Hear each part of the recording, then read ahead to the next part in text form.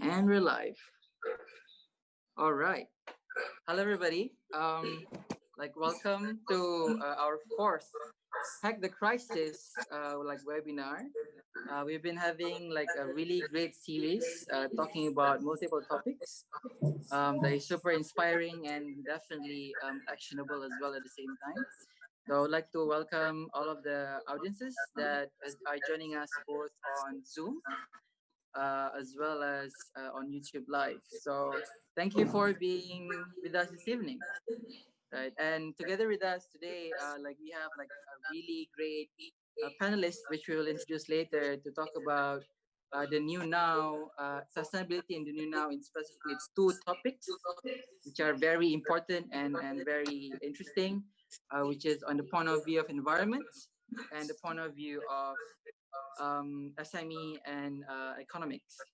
Right. So maybe before we start, I would like to introduce the moderators for today. Is a co-host, me and my colleague Stephanie. So hi, yeah. So my name is Fauzal. I'm an entrepreneur, SME actually, that is working in waste to material business for circular economy and organic agriculture. Yeah, I'm also. Oh, sorry. No, I think. Yeah, gini aja apa ya? Is it the sound? The sound is a bit choppy. Yeah. Tiny bit of echo. Yeah. Okay. So let me fix that in a second. Sorry, guys. Give me 1 minute. No worries. Technical No worries. glitches. New now. While So you're sorting that out, Fawzal, maybe I'll introduce myself. Hello, everyone tuning in. It's an absolute pleasure to be with you tonight. So my name is Stephanie Arrowsmith. I'm a co-founder of Impact Hub Jakarta, but regionally I work on a platform called the Incubation Network that seeks to catalyze action and investment in the circular economy. In particular, solutions to the ocean plastic pollution. We work with 5 countries in South and Southeast Asia, really trying to unearth some of the new and exciting innovations that are born in this region that can help us solve this systemic and complex challenge. So this topic is very close to my heart, and I'm very excited to be with you all today and to hear your thoughts, your ideas, and to hear your questions as well. Back to you, Fawzal. cool. Thank you so much for filling it stuff. Great teamwork. Yeah. So maybe a bit of introduction about Hack the Crisis. So it's a program that is initiated with Impact Hub as well as with our network partners. So our objective is to be able to crowdsource solutions to the problems that arises because of COVID-19, especially as Indonesia and other parts of the world are transitioning to the world of new normal. And the reason why it's important for us is because there are just so many problems that arise in multiple sectors: environment, economy, community, and just so many more. And we think that it would be great if you could like compile all of these things into a single platform where we could catalyze collaboration. So the program is created in 3 different stages. The first one are this webinar series that we're having. So the purpose is to connect people who cares about creating solutions for the problems in a new normal together in one single forum where we have a combined WhatsApp group. Like right now, we have over 300 people in the community that are constantly discussing about ideas and problems and sharing insights. And the second stage of this is where we start to crowdsource problems and solutions through our platform, which I will share to you very quickly in a while. And we will have an idea jam, more like an innovation sprint virtually, where we will connect these change makers together with mentors from multiple industries to be able to create a more sustainable and impactful solution. So the third stage of the program is where we will curate the selected few initiatives that is already piloted and running, and we will help them to scale them up with the help of government agencies, private partners, NGOs, and international agencies. So those are basically what Hack the Crisis is all about, trying to create and scale solutions for the new now. Right. So yes, can we move to the next one, please? Right. So these are basically the agenda for us this evening. We will have two sessions, two separate sessions. The first session, we will talk about the new now and sustainability in the context of environment, together with Nadia and as well Nina. So I think that's going to be like a very interesting discussion. And this session will be led by my co-moderator, Stephanie Aerosmith. And the second session is where we will discuss about sustainability in the context of economy, as well as small, medium enterprises. And like we have like really cool like panelists also with us today, which is Her Excellency Deirdre Kelly, Adrian, Annie, and also Max from the Canada to ASEAN Embassy, and like a program that is focused on SME empowerment, as well as like one of the largest marketplace for financing in Indonesia and Southeast Asia. So it's going to be like a super interesting conversation today. So please stay tuned. So next. Yeah, so for our media friends that wants to have any conversation about the event that we're having today in this series of programs that we'll be having in Hack the Crisis, please contact our colleagues, Bayu and also Radinka. All right. So this is what the platform looks like. So for any one of you in Southeast Asia that have solutions on specific problems that you're trying to solve and you want to invite collaboration, please log into hackthecrisis.hivecrowd.com, which is our platform. So looking forward to be reading all of your applications, and let's see if we can create a Southeast Asia cross collaboration. Right. So without further ado, I would like to pass it over to my partner, Stephanie, to take on the session. Stephanie, over to you. Thank you so much, Basil. All right, let's get started. And I think that was really great framing for the beginning, is that we're here not to just have an important dialogue, but also to catalyze action and inspire you to collaborate on this issue as well. If there's one thing that we want you all to take away from this dialogue, is to also feel inspired to take that next step. Our presenters today are going to be sharing with you some of their experiences and also some avenues to start some action in sustainability, particularly in the new now. And we welcome you to also feel comfortable sharing any questions you have. What makes these types of webinars and these types of open spaces most interesting is when we can have that dialogue and that interactivity. So please don't hold back. I hope I speak for our panelists here that we want your full attention and your full enthusiasm, and all questions are very, very welcome. So before I jump into introduce Nadia, I did also want to mention that we've got an exciting campaign also with the Canadian Embassy. So while you're watching today, the Canadian Embassy will be selecting 10 participants to receive a gift pack based on your participation of this webinar. So basically, all you have to do is take a screenshot or a picture during this webinar. Maybe it's one of your favorite moments. Post it on your Instagram story and tag Canada ASEAN and @newnow.id. We'll also share those instructions in the chat.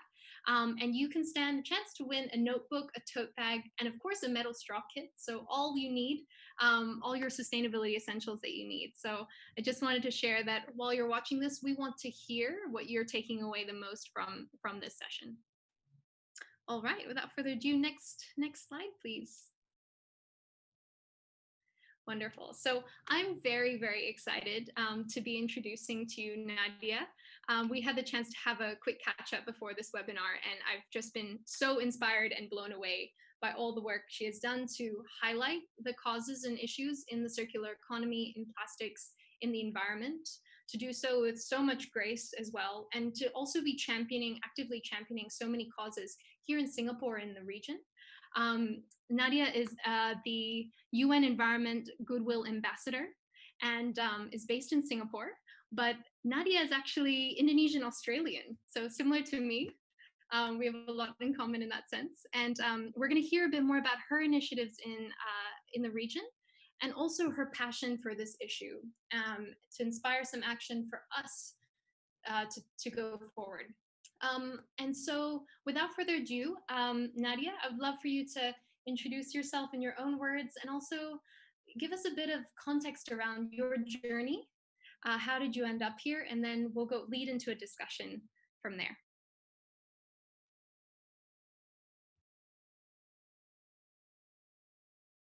Oh, you're just on mute. There we go. Okay, cool.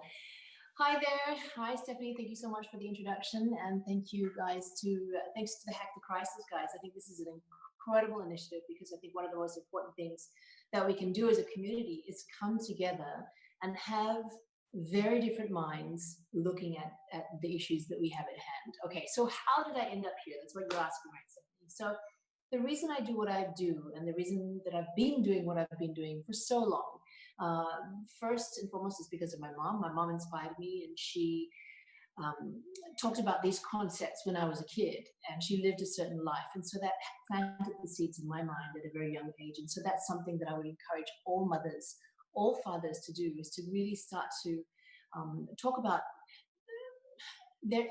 our impact on the planet, and how that affects the way that we can thrive here.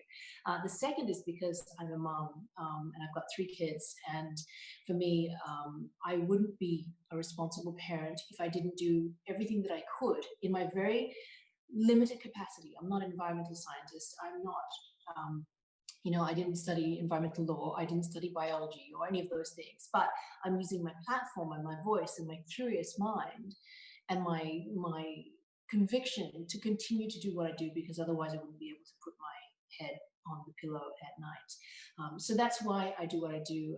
The first time that I spoke about environmental issues was 1996, and that was actually, well, not just environmental, that was wildlife. And wildlife has been a deep passion of mine for a very long time, starting with orangutans. Up until today, I'm still lending my voice to the same organization, for the Sumatran orangutans from 1996 up until now. And that has expanded also into elephants, the illegal wildlife trade, and now trying to see what I can do to support those who are working in Indonesia, where we have incredible species like orangutans, elephants, tigers, and rhinos, all on one island. And that island happens to be Sumatra, which is where my father comes from. Now, illegal wildlife trade is directly connected to COVID. So why are we all locked down right now? Why? The reason that we are all locked down is because of the way that we have treated our natural environment and wildlife, right? So COVID is a zoonotic disease. So humans, as we go deeper and deeper into forests and these previously untouched land, to develop further and to really demolish the natural environment, what's happening is we're moving closer and closer to animals. We're taking those natural inhabitants out of their natural environment and putting them either into wet markets or selling them into the illegal wildlife trade. And that's why we end up with things like COVID.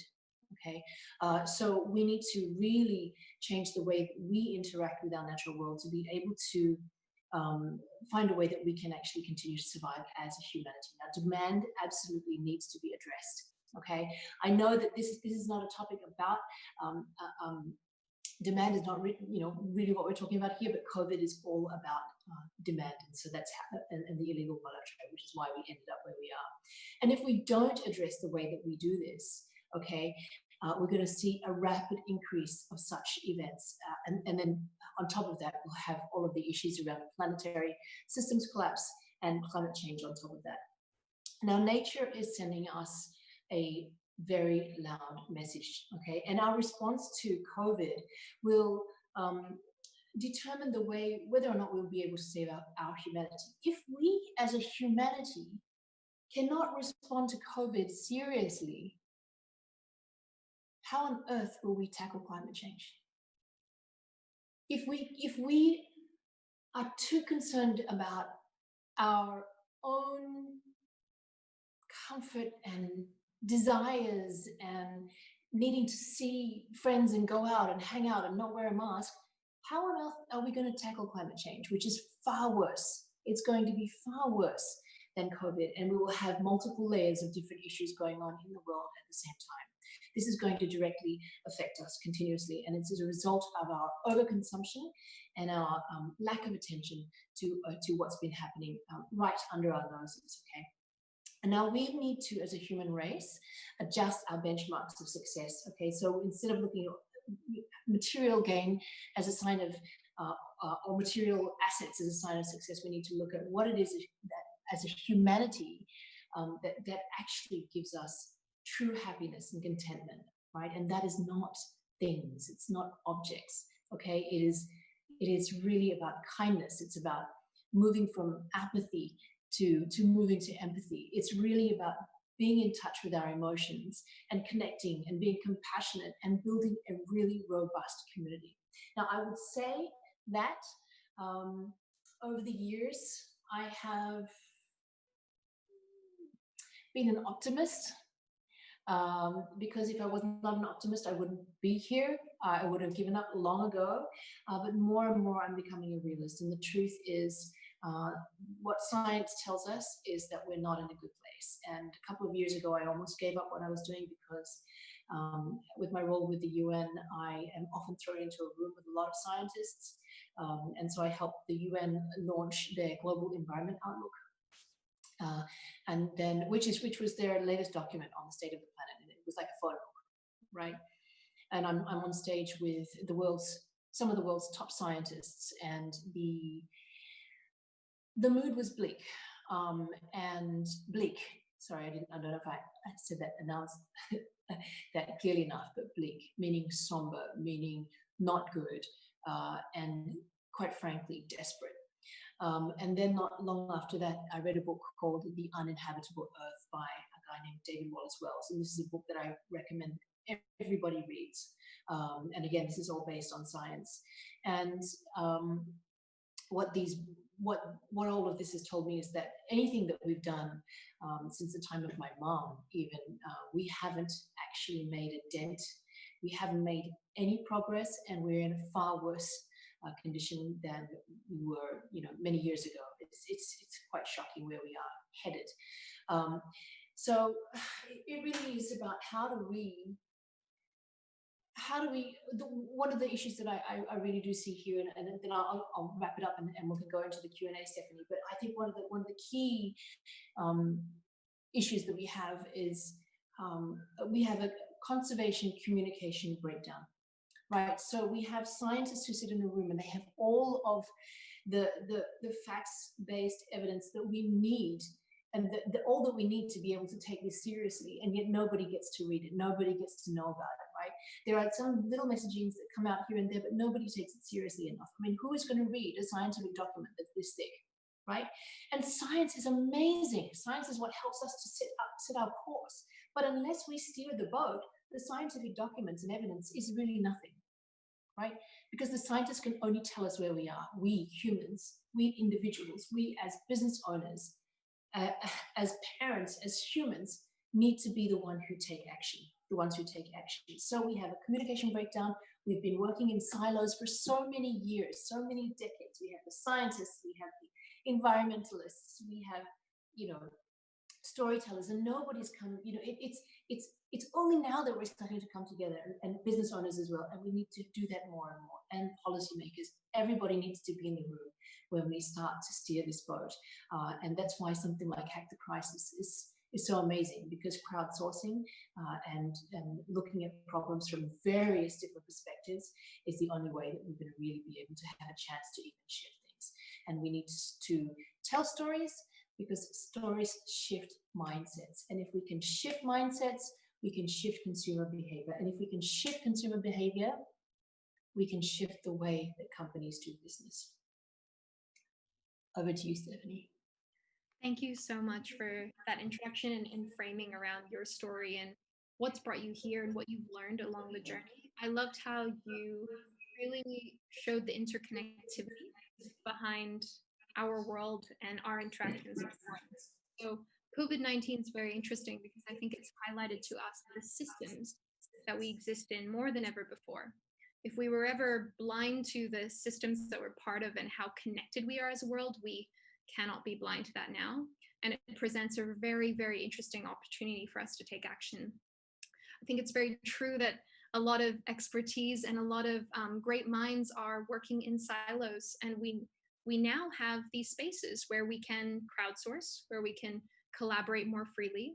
And I think that's where your role has been very interesting over the years. You mentioned since 1996, you've been looking at these issues. For many people, I think it has only become more prominent to them in the last couple of years, are issues around, particularly when it becomes more visible, like ocean plastic pollution. But in your role in the media, and particularly your role as a television presenter, being in the face of being able to access a lot of people, there's a very unique role there to translate these messages, the science, into action, and to inspire people in ways that they otherwise wouldn't be able to access these facts. Are there particular examples of this in your work, or ways forward where you think, how can scientists, policymakers, those traditionally behind closed doors, be able to help move the needle on this issue more effectively? What types of collaborations have you seen that have brought these issues to life?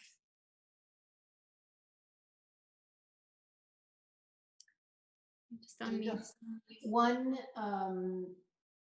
One example that comes to mind immediately is my Let Elephants Be Elephants campaign, actually. So that was a collaboration between a woman named Dr. Tammy Matson.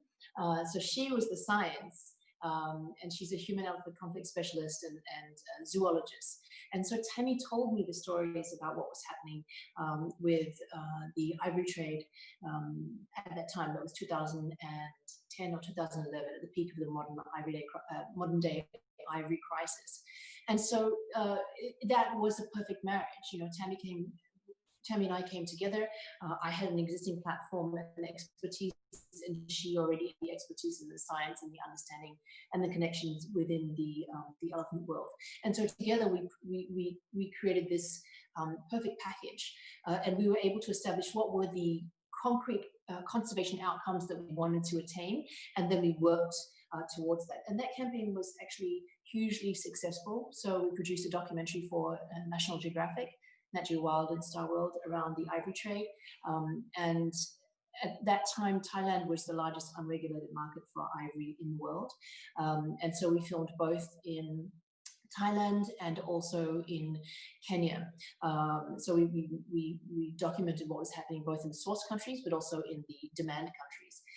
And this kind of campaigning had never been done in Asia or in Southeast Asia around ivory. And so 80% of the consumers didn't know where ivory comes from. They didn't know that an elephant had to be killed for them to have ivory. So they were just simply buying an object of beauty.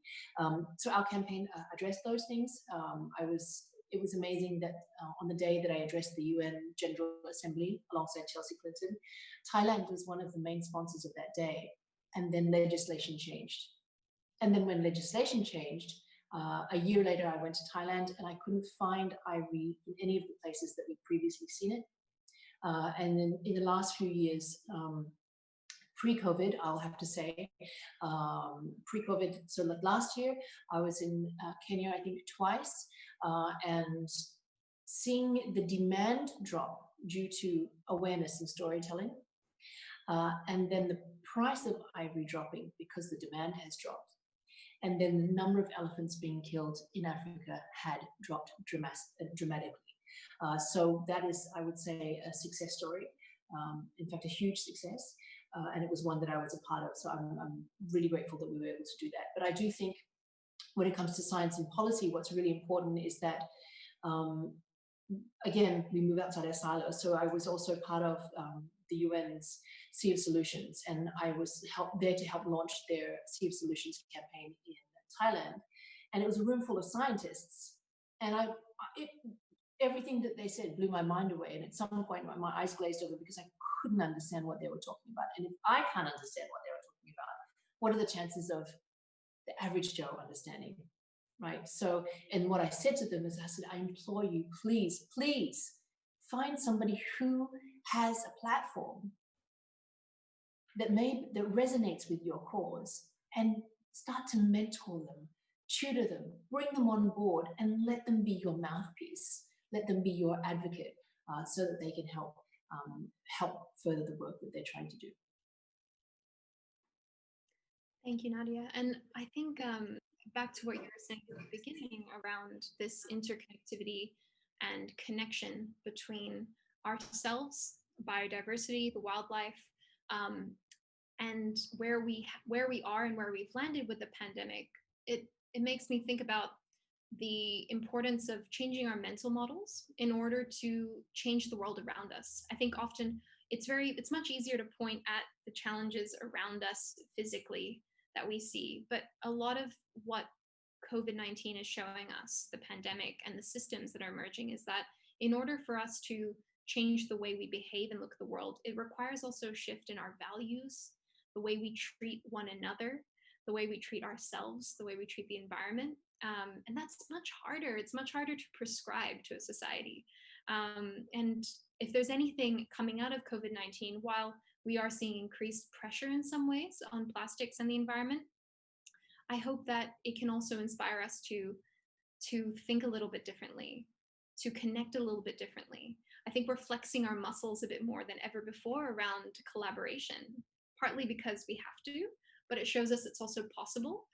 So I'm personally feeling hopeful, and I hope that from this conversation we can also start to see some of the interesting opportunities that are available to us. And with that, I also wanted to segue a little bit to the work you've been doing in Singapore in terms of setting up platforms for this kind of action as well. Could you share with us a little bit more about We the Good and some of the outcomes that has happened from that? Stephanie, you're absolutely right. Just in I'm going to answer two things here. I will talk about We the Good, but first of all, I'll talk about the interchange that needs to happen. So about 10 years ago, I realized that unless we can get people to care about themselves, unless you are well enough, to care about yourself, to care about your brothers, sisters, aunties, cousins, how on earth would you even be able to think about something as huge as climate change? Or habitat loss, or orangutans, or elephants, or plastic, or pollution, right? So it's like taking a few steps back, right, and learning to look after ourselves and make sure that we are well enough that we can open ourselves to move from a place of apathy, which sometimes is because of a form of self-defense, right? It's kind of sometimes easier to be apathetic than it is to really open up and start to look at the world and be curious and ask questions that sometimes we don't like the answers, and then move into a place of empathy. And we can only do that if we are well. So in the last few years, you might have seen some of my messaging changing and really talking about inner world meditation and mindfulness and mindful living and all of those things, because again, all of those things are directly interconnected. Now, We the Good is a campaign that came about as a result of having to pivot and having to adapt, right? And I think that's what some of the critical skills that we need as a human race moving forward, because we're going to encounter more and more of these kind of situations, and we're going to have to be able to adapt and pivot as quickly as possible. So all these years I've been doing conservation work and wildlife and sustainability, and all of a sudden I'm doing human issues, right? Or social good, right? And that is because I shifted whatever I've used in the past, and now I'm looking at, okay, how can I do this to benefit the community? So We the Good was born out of a need that I saw arising within the community of people not knowing where to go if they needed help or if they wanted to give help. And also to shine a light on the charities who are doing the good work on the ground in Singapore at the moment, on focusing on three main issues that our community is facing. The first being, migrant workers was one of the most outstanding ones in Singapore. We have around 45,000 around plus minus 45,000 cases of COVID right now. And a great majority of those are the migrant workers who have, in the very beginning, been quite lost, confused, anxious, not understanding what's going on. Some of them, their employers, they stay in these dorms, and some of them actually live outside. And I've met some of them who the employers didn't even go and see them, and they eat terrible food. They don't know why everyone's getting sick, why they don't know why they're being separated. So there's a lot of anxiety. Then the other is mental health. Obviously, we are all experiencing so many triggers right now, whether it's working from home, being at home with people who may not be safe. For some of us, we take refuge at home, but for some people, if you're a victim of domestic violence, sexual predatory, if you're an elderly who needs a caretaker, the caretaker can't come, or you are a youth who even on a good day, it's challenging to get you to go to school. You try and get you to do home-based learning, you simply don't open a laptop, right? So that's individuals and families at risk. So those are the three main areas of focus. And we have started the campaign very slowly by doing some videos to highlight the different pillars, the different causes. And then what we hope to do is to bring on champions, really good champions who have existing platforms, to be ambassadors, to be voices for the charities, the NGOs, the nonprofits, and the individuals who are doing the good work. Again, same like conservation, trying to bring in those people who have the platforms, educate them, get them to be passionate about it, and get them to share the important work that the NGOs are doing. Often they don't have the time, the resources, the platform, or the ability to storytell and get the help that they need as well. Thanks so much for sharing. And I think I'm based in Singapore myself, so this is really inspiring to see, because I think, again, this points back to these inseparable systems. The environmental system, the health systems are human rights systems as well. So feels like COVID-19 is really pulling these things apart. Almost feels like, maybe purging is not the right word, but it's a mirror to shine on the ways that we can change, and that we need to do real work on. And I love that you brought it back to self, because we are these parts of the system that we want to change. And it's impossible to change this whole system without first working on yourself. And I've had a similar journey in terms of stepping away from building things and working on building a better self in order to be a better activist, to be a better change maker. And I hope that's something that everyone watching today, if you are here as a change maker, think about your well-being as well, and think about just these everyday ways that you can make a difference in order to show up to these larger, more complex issues with your best self. Mental health, well-being, protecting the rights of others around you as well.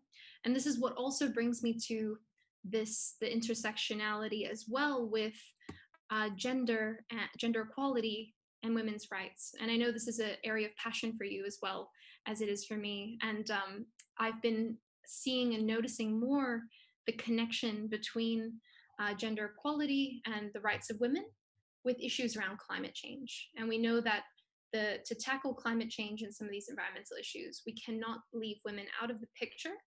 However, they are often the most marginalized in these systems. If you look at waste systems in particular, in the informal sector, it is largely held by women.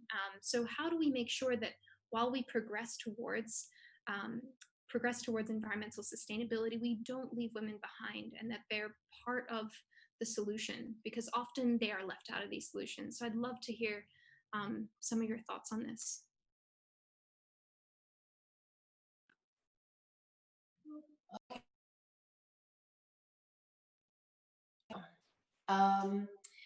Yeah, women play a huge role. Okay, first of all, because we are,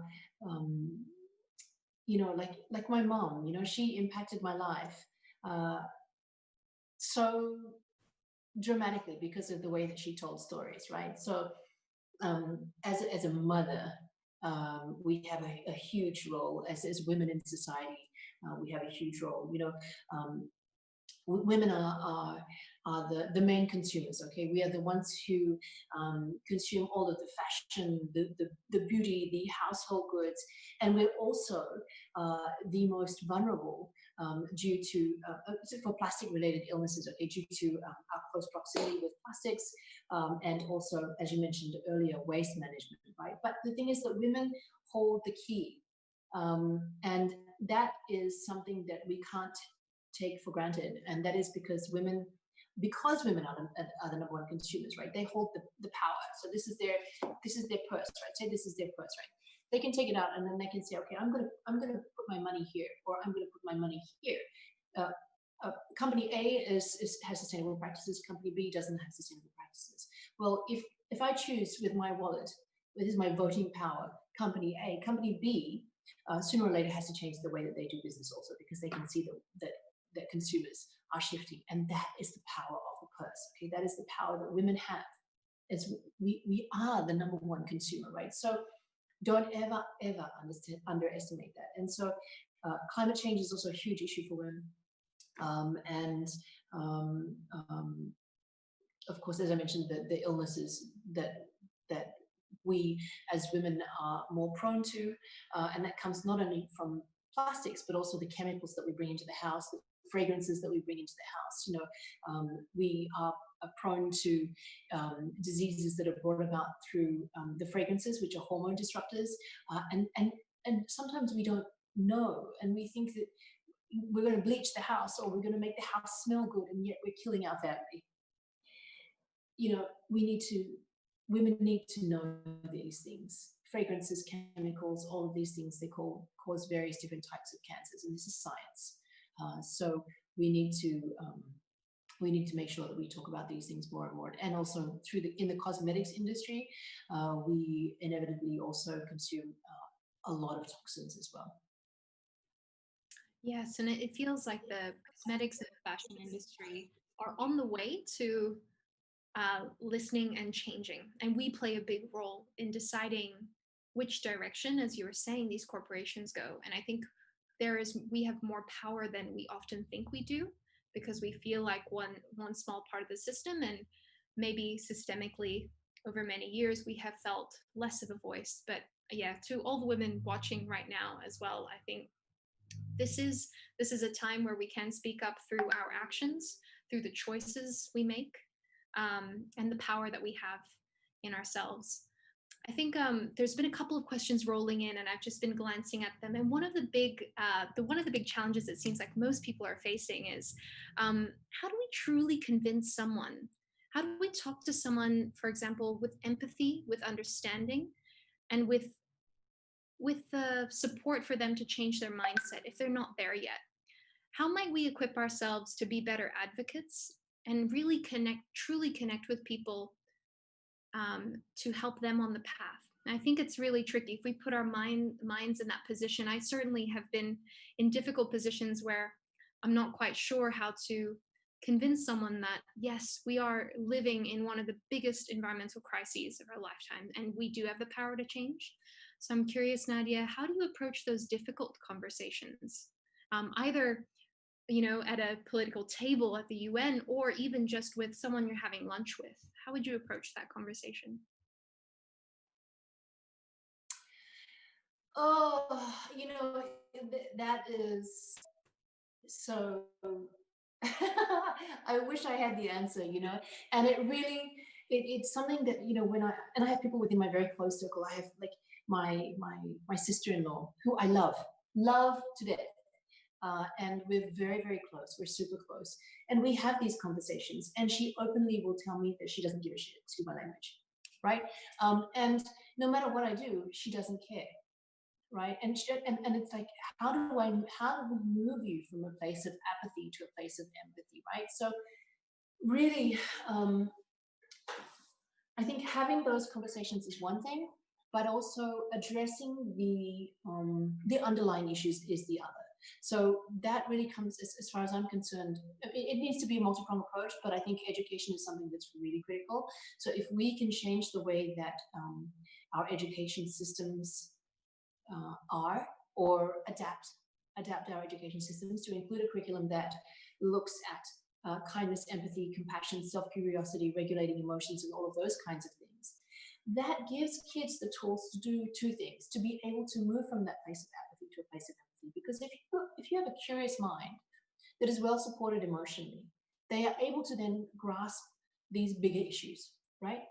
With an open, curious, and problem-solving mindset, right? As opposed to a fear mindset that just closes down, right?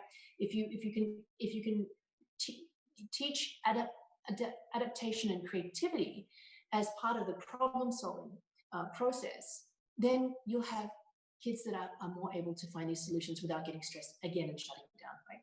So that's one thing. And the second thing is that they give them the tools to be able to deal with all of the crap that we've left them. This is a pretty scary world that our kids are growing up in, and they need a lot of inner resilience to be able to cope. In terms of having the conversations, the difficult conversations, I think persistence and consistency and leading by example are really the only ways. You know, for me, it's particularly challenging when I try to have these discussions with family members, because I'm like, it hits me. It's like, if I can't convince my own family, not my immediate family, not my household, but an extended family, then I have a long way to go. I hear you, and it's such a difficult question because there's so many things there, right? From what context is this person coming from, and to what you're pointing to, you know, what are the underlying challenges for them? And there's usually a reason why we haven't. Maybe those mental models are not there yet. You were talking about education, and I 100% agree. I think one of the most important things in education should be giving you is both curiosity and two, criticality, to be able to navigate and assess the world around you. And these education systems of the future really need to build in more than ever adaptability and resilience. You know, we often talk about the future of work, and it's going to look so different to what we're experiencing right now. It's already changing. There's not going to be one degree that will get you through. And these challenges that are popping up like COVID, you know, who could have planned for these things? So I think that's a really good point. It starts there. And I personally have had even challenging conversations in my own household, with my own family, particularly across cultures. I think culture plays a very big role in also how we make sense of the world around us, and where those values come from. So that definitely resonates with me a lot. I'm just looking, I think we have time for one more question before we move on to our next speaker. And I think there's a couple of questions actually about We the Good. So just, I would love to close out on that, because I think there's some curiosity around how the platform has come about across different founders, and what's an example of one of how the platform has been used before with some of these social issues that you're tackling in Singapore. Does it have regional applicability as well for our viewers who are coming from around outside of Singapore? So the first one is the team comes from different backgrounds. So how do you commit to generate this platform? Is that correct? And then the other one was it was just a bit further down, Rosa Miela. Could you give an example of help from the website and what problem they were tackling? Okay. The team comes from different backgrounds. Yes, I have a technology team that is based out of the US who looks after all of our backend, and they will be able to help us track, measure influence to impact, which is something that I'm very, very curious about, and I think it's something that we've been discussing earlier in this conversation also, is to have voices and storytellers. Now, I want to be able to measure whether or not this actually can translate to impact. So we have that funnel that we're tracking. So those are our technology partners based out of the US who are doing that. Then we have a creative team here in Singapore, and my social media manager who's also based here in Singapore. So that's how we came together. Yes, I have launched this first in Singapore, and that's simply just because I'm based here. I've been based here since 1995, and I have these people kind of at my fingertips. Would I love to do this in Indonesia? Absolutely, yes. And I think it would be wonderful because Indonesia is actually one of the most generous nations in the world. So there really is a place for this and a need for this in Indonesia for We the Good. The other is examples of people who have reached out for help. Well, the thing is that what we do on We the Good in the resources section, we actually list the contacts of the various charities in the different causes, so people actually reach out to them directly. So we don't get to see those numbers just yet, and I'm not sure if we will, because we didn't want to be, first of all, a bottleneck where, you know, these kind of inquiries would come to us, we wouldn't know exactly where to field them to, or we don't have the expertise in counseling or therapy or any of those things in-house at the moment. So it's better that those needs go directly to the NGOs and nonprofits who are working on the ground. Thanks, Nadia. And I think something that we spoke about earlier really resonated with me in relation to, we're seeing a lot of efforts emerge right now in response to COVID, but pointing to these larger systemic issues as well. And something you had shared earlier was, this is really just the beginning. It feels there's a long road ahead in terms of sustained action, climate adaptation, systems change. If anything, COVID feels like a bit of a dress rehearsal for what's coming up next. And I wanted to get your thoughts on, how do we sustain action beyond the response to COVID? If we're able, if these are symptoms and there are root causes, what are some of the ways that we can move towards truly a more regenerative world rather than just overcoming COVID and getting this kind of happened?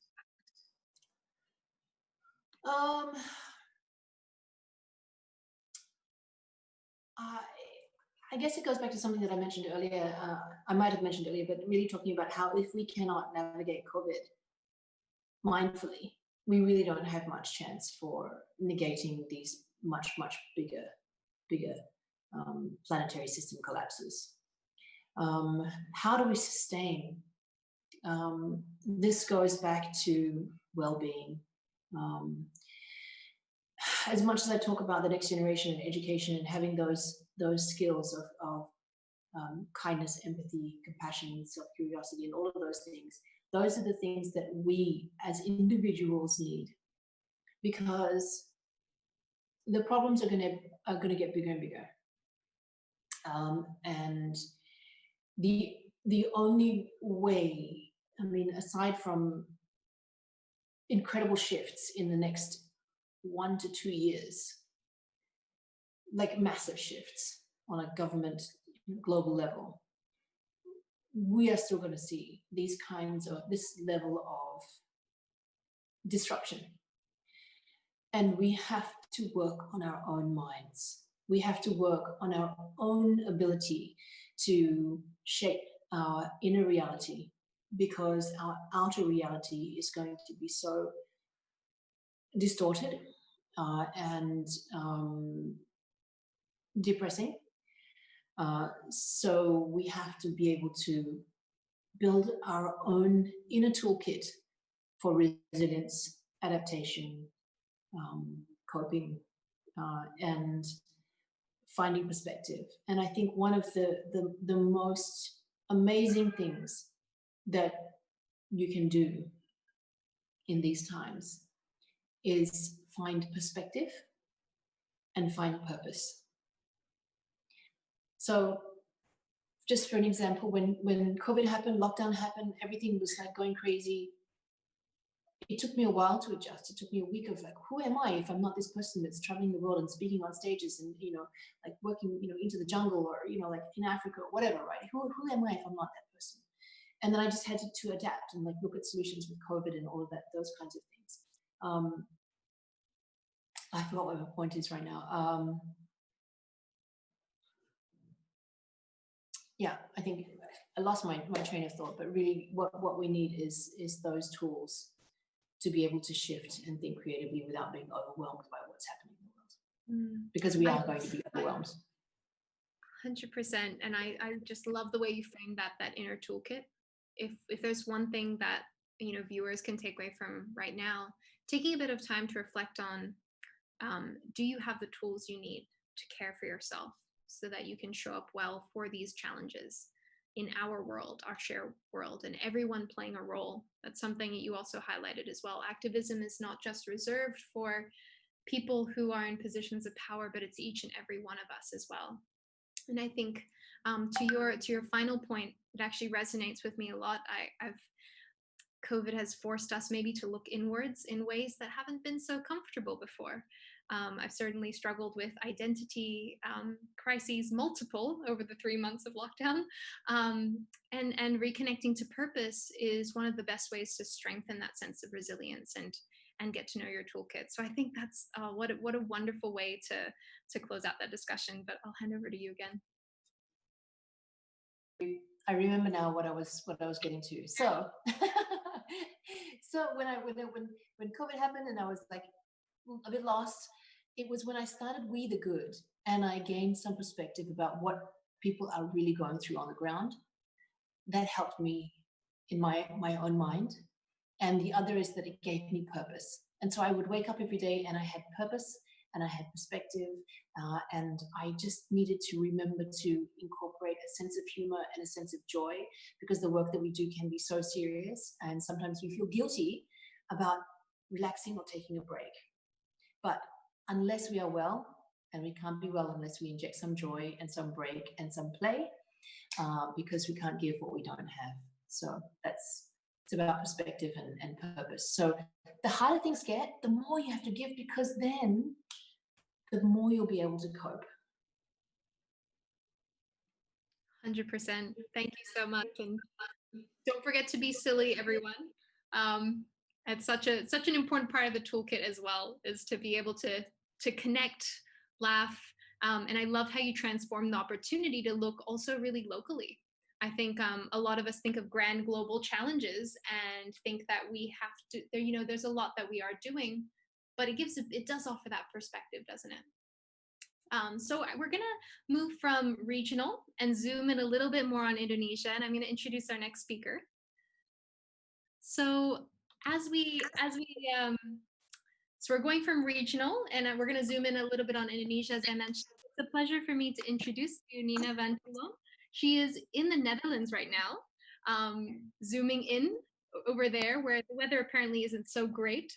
She's usually in Flores, and Nina, I'll let you introduce yourself and share a little bit more about your background. But in Nina's introduction, and she's going to be presenting a bit more about the plastic pollution and the context in Indonesia around COVID, and the platform that she has created to help people collaborate, which has been the theme and the topic of this discussion as well. So over to you, Nina. Hi, thanks very much. Am I muted, or can you hear me? Yeah, perfect. Yeah. Thanks a lot for having me all the way from Holland, and thanks Nadia for all your inspiration. And I think a lot of what you said is very close to my heart, and I totally agree with you that our situation is quite grim, and you just must stay positive, because if we all get into a depression about this terrible situation, my work is particularly on waste, then we might as well give up, and that we cannot do for our kids. So you were inspired by your mom. I was inspired by my kids. I have 2 grown-up daughters. And I've been running a wholesale company, international company, for 26 years. And we were shipping stuff around the world with lots of packaging, and it felt totally not good by 2008. Around that time, I felt really more and more bad about, the unsustainability of it all. So I decided to go to Indonesia, and I ended up on Flores. I don't know why. I had never heard about the place before I ended up there. But I never left, and I worked for 10 years now for sustainable development of Flores, which is one of Indonesia's most, undeveloped regions. And so I follow the sustainable development goals. And somehow waste took over my time, full time. From day one, I clean beaches because I live there by the sea, and every day I see this, horrible pollution ending up on my doorstep. And in 2015, I initiated Indonesian Waste Platform, and that's why I was also so happy about what you mentioned about these meetings at UN and so on, and science not being applied. This is correct. This is what I see as one of the major hurdles to take, because, I'll come back to that a little bit later, but we have many plans and strategies, and how do you get that down to anybody who is related to this to help and solve the problem? So I was asked, I think, to talk 5 minutes or 7 minutes, which is really hard for me because this is such a big topic. But so I decided to focus on water. So water is one of the clean water is one of the sustainable development goals, and basically it comes down to we are water, our body consists of water, and we need water every day. And no water body on this planet is clean.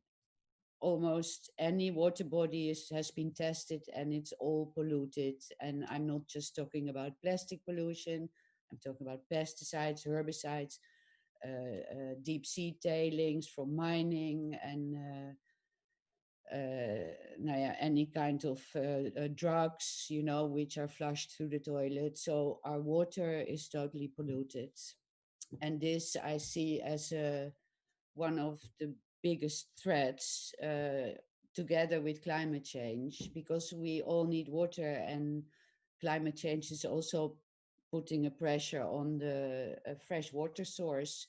And we need to have water for 7 billion people. So it's connected to any other sustainable development goal. It's connected to agriculture, to equality. You were talking about women.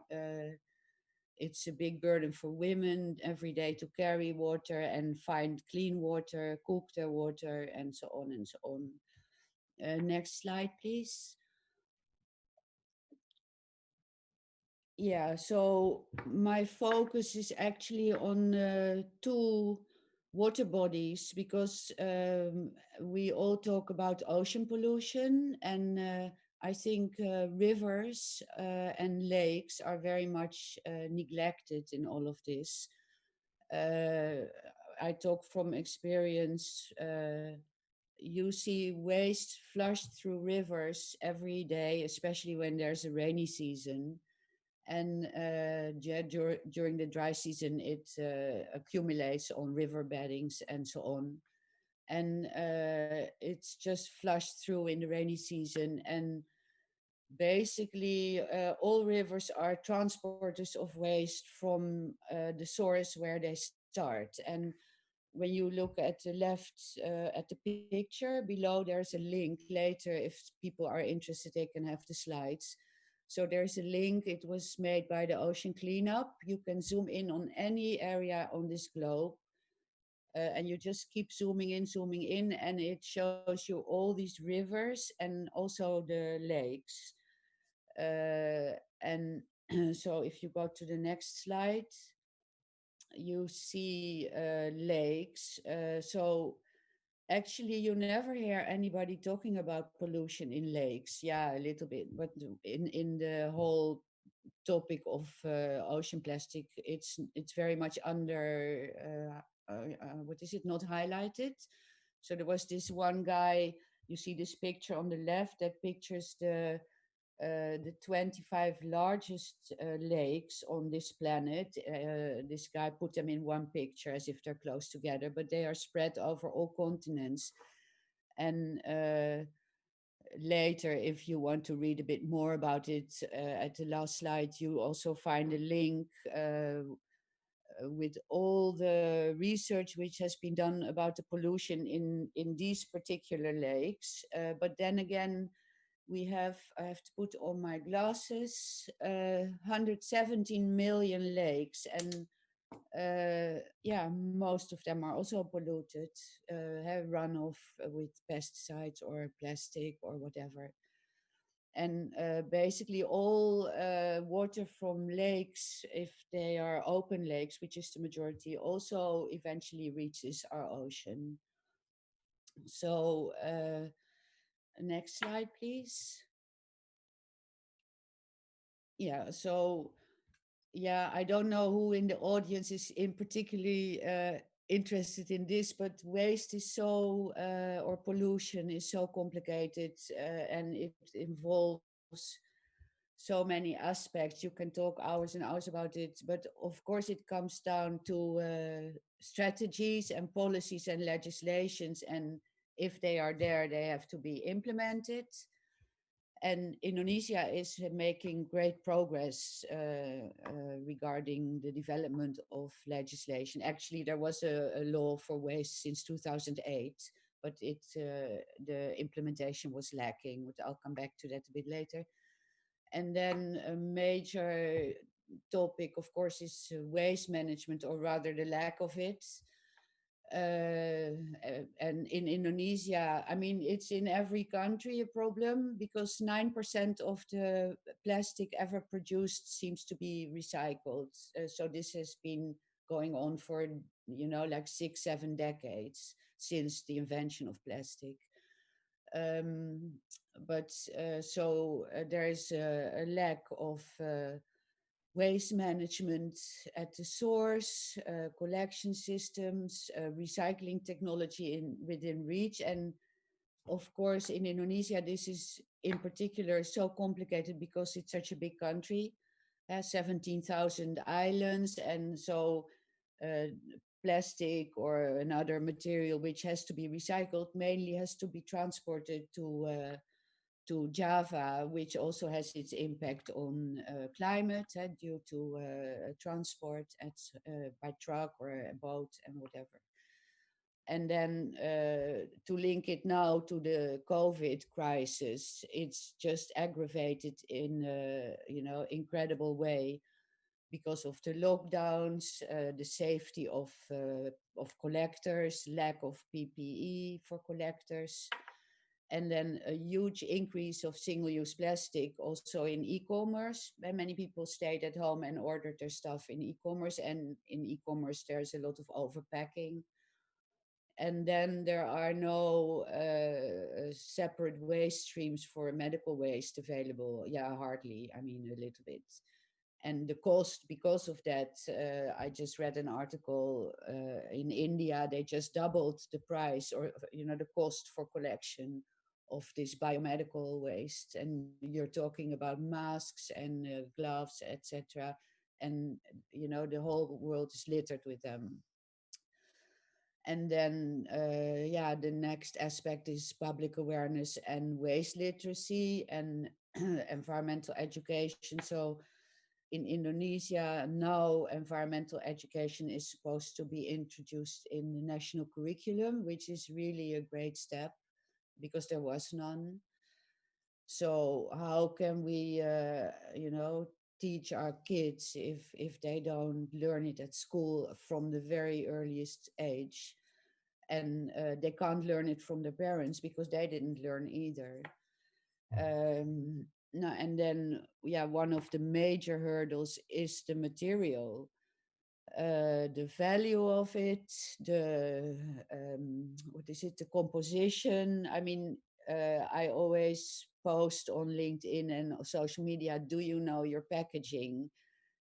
Look at your own packaging, what you buy in the shop, what does it consist of? You have mixed materials, materials which have low or no value for recycling. So obviously they end up anywhere, either littered if you are not, in Singapore they have good collection, but in Indonesia, in most places, they don't. So people have to burn it, for example. This is daily practice where I live. I also, when I'm in Flores, I have no collection system where I live. I don't burn it, but I really don't like shopping because of the plastic I gather. So I try to avoid it. So next slide, please. So we do, and that comes back to what Nadia said, we do have these big frameworks and strategies. They were developed over many, many conferences, international by UN, UNEP, Global Partnership Marine Litter, Indonesia's plan of action that was, they started to develop that in 2016 and was published in 17. But the big problem, and that's where I totally agree with Nadia, is how to bridge the top-down strategies to the bottom up. And that's why we initiated Indonesian Waste Platform as a tool for the government, for anybody to connect and to learn from each other, like peer-to-peer capacity building. So we have people there on the, we have a very active Facebook forum, discussion forum with people from the government, recycling sector, NGOs, packaging federation, brand owners. And then in 2018, I co-founded International Waste Platform because like Indonesian Waste Platform in Indonesia, we have a number of other country networks. So we united in San Diego in the Marine Debris Conference. And we have now partners, like partner networks on all continents, and it's just growing, because there is simply a need to create this platform. Yeah, what you are doing too now, it's wonderful. Next slide. Yeah, so this is my favorite topic, closing the tap at the source. So we are all sweeping with the tap open. Anybody. I just heard from Heidi from our partner network in Australia. They spent 12.3 Australian dollars in in-kind hours donations for cleaning ups in Australia alone. So we all know there are beach cleanups and samples taking, monitoring, and whatsoever.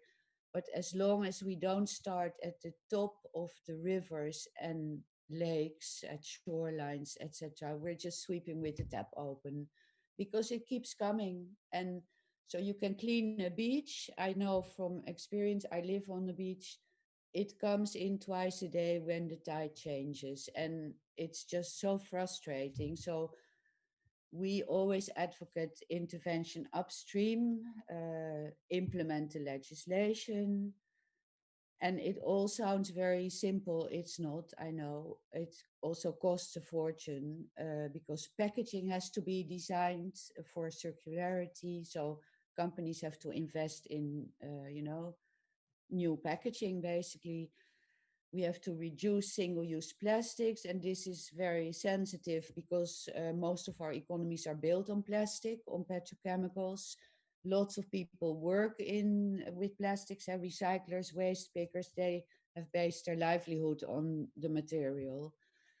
But we just can't continue. So how do you turn this around? So then there is a big focus on the introduction of alternative delivery models, refilling. I mean, most of us use a tumbler, but you can also use that for, I mean, there are many good examples. We gave a webinar about that, like Loop in America, where you can just give your old packaging and you get a new filling for it. And then, of course, the whole collection system needs to be built, and what is collection centers and school waste banks, for example. map the recyclers network, because that's a big gap. Where, who can you call when you have something to give? And then a big part comes to socialization, and I'll talk to about that. It's my last topic. Sorry for talking so long. And then the intervention downstream, which gets a lot of attention, are these machines or booms, etc., to intercept waste at the mouth of the river where it enters the ocean.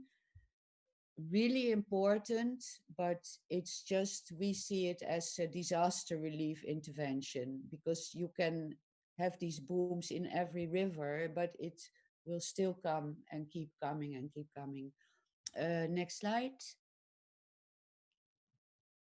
Yeah, and that's where I come to the education. You asked about, to Nadia, about how do you start up a conversation.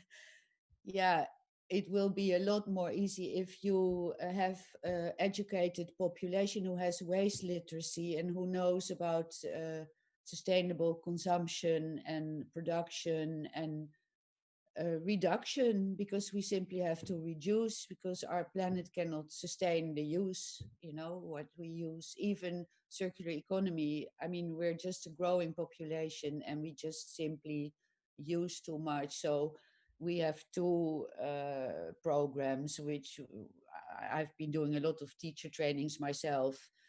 And then again, it can only go hand in hand with a waste system, because I've been teaching so many teachers, and they then teach their kids. And of course, these kids are really frustrated if you tell them not to litter, not to burn, but they have nobody picking up their waste. So, you're just talking.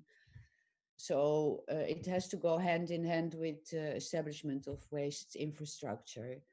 And then this on the right side, I'm really happy with that. We're waiting for approval of a proposal to do a pilot, and that's specifically for riverine waste. So it's a pilot upstream river to teach students how to do citizen science, monitor their river waste, and collect the data. And so it's a big program. We hope to start this year. And then the next slide, I think that was it. Oh yeah, no, very important. Public awareness. So this is so important to have famous role models. Anybody can be a role model, but not everybody is on TV. So we need people like Nadia, singers, performers who are in the public eye, to advocate reduction. If you need public awareness campaigns for the segregation at household level and stop the burning and anti-litter, but we need role models who promote reduction. So these are examples. We made this with our international waste platform, and they've been translated in many languages. And one setback, to come back to COVID, to link it to COVID again, the industry has been lobbying really powerful, especially in America, to tell us that we need single-use plastic for our safety, for shopping bags, to go to the supermarket. So a lot of bans have been revoked or delayed. And this is just not based on science. And if you're interested, there's a link here, which is the statement of scientists, I don't know, over 100 scientists in 18 countries, who state that it is not based on any science, that you can just use your own, reusable bag, etc. And I think I would like to end with that. Yeah, so if people want to see the links to further reading, feel free to share. Yeah. Fantastic. Terima kasih. Thank you, Nina. That's just a wealth of knowledge. And I'm also really glad that you addressed that point about we have seen a huge increase in single-use plastics during COVID. And that's been one of the scary things, is on one hand, are we giving our environment a break? We're flying less, There's all these other impacts, but we're still putting a lot of burden on single-use plastics, and and when it's not warranted necessarily, definitely not from necessarily from a health and hygiene perspective, although it's perceived in such ways, and there's definitely interests in hand, perhaps, driving that opinion. But thank you so much for sharing that. I think you really highlighted the complexity of the waste systems. And if you dive deeper into these waste systems, particularly in Indonesia, or maybe more informal waste systems, you see that the journey from consumer plastics all the way to the ocean is a very long journey. And in order to solve this challenge of waste management, plastics, it actually requires a number of different actors at different stages and levels. We need entrepreneurs, innovators on this webinar. We need your solutions. Governments, policymakers listening as well. We need you to support an environment that can help us make the right decisions. Education systems need to transform. There's quite a complex set of interactions that need to happen to have the right conditions for this. And I think you articulated that really well. And I just wanted to congratulate you on the work of the Waste Action platform, because bridging these worlds and the languages across different sectors is incredibly complex, but such important work. And it's really great to end on that note of understanding what those next steps can look like. And in order to influence a system, we really need to understand it as well and understand its components.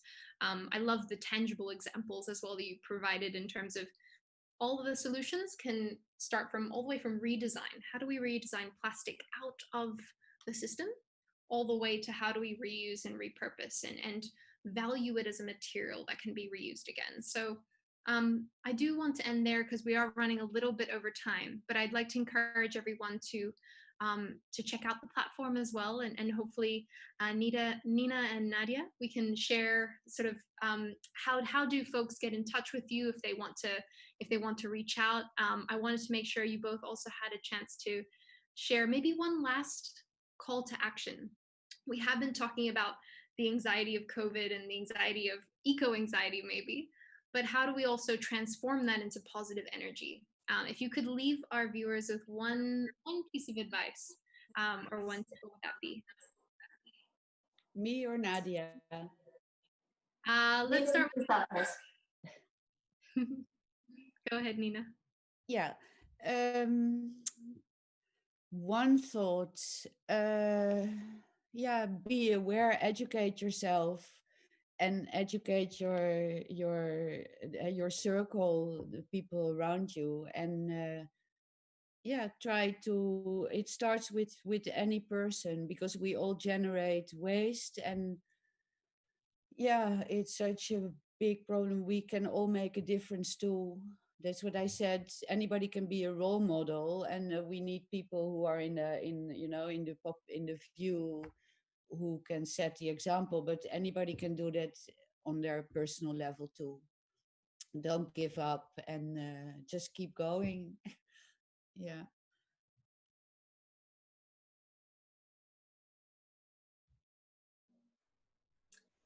Thank you, Nina. I think education is one of the things that I always recommend as one of the first things that you can do if you want to be a change maker in your own community. So thank you so much for sharing that one.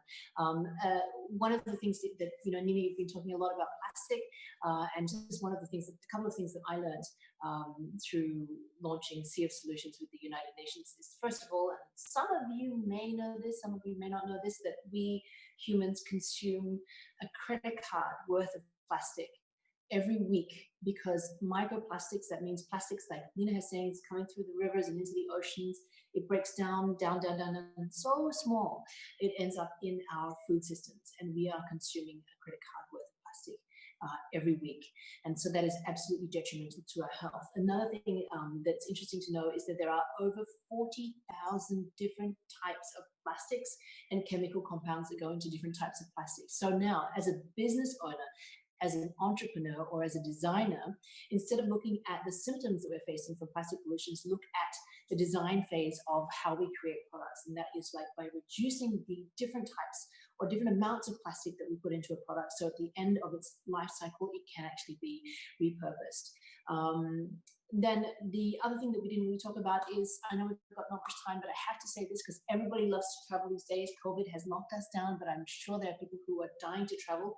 When we do start traveling, please travel to destinations that support conservation and communities, that are focused on building a strong community and doing conservation programs that are engaging with the community and supporting community health.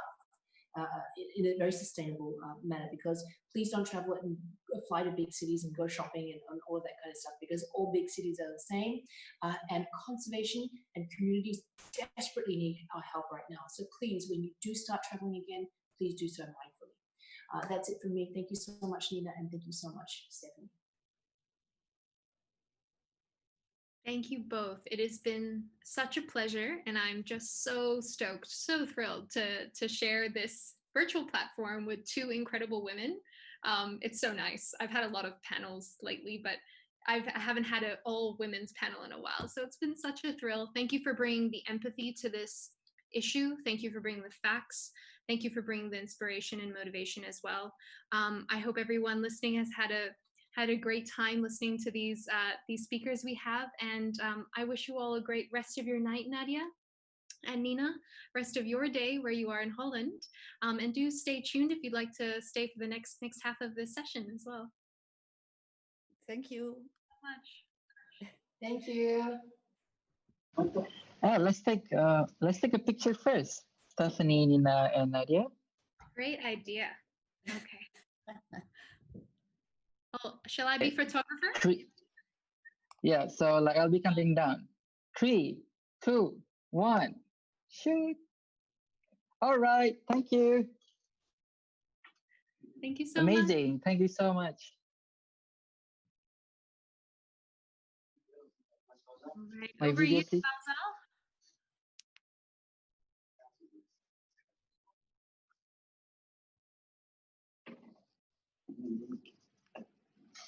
Hi, wow, Steph. That was super amazing. I mean, like, what? Oh my gosh. It was just such a mind-blowing session. I learned a lot. Me From too. I you, could have spent from another Nadia and hour Nina. in that Oh power yes, I think. session. Oh I yes, think definitely. I loved how that conversation was not just about the environment, but it was so holistic, because that is what, when we're talking about this crisis, we are talking about a new paradigm, and you know, very much around this topic. So I'm feeling so inspired, but I do want to make sure that our next panelists have enough time. So I'll hand back over to you. Thank you so much, Steph. All right, everybody. Thank you so much for still tuning in. Like, we have 100 people on Zoom and so many more on YouTube Live. Thank you for staying with us. So right now we are in our second session, where we will be discussing about sustainability in economics and SMEs, which is like small and medium enterprises. Next, please.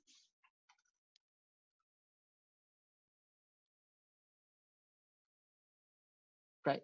So yeah, before we move on, like I would just like to give like a brief context about the current situation in the context of SMEs.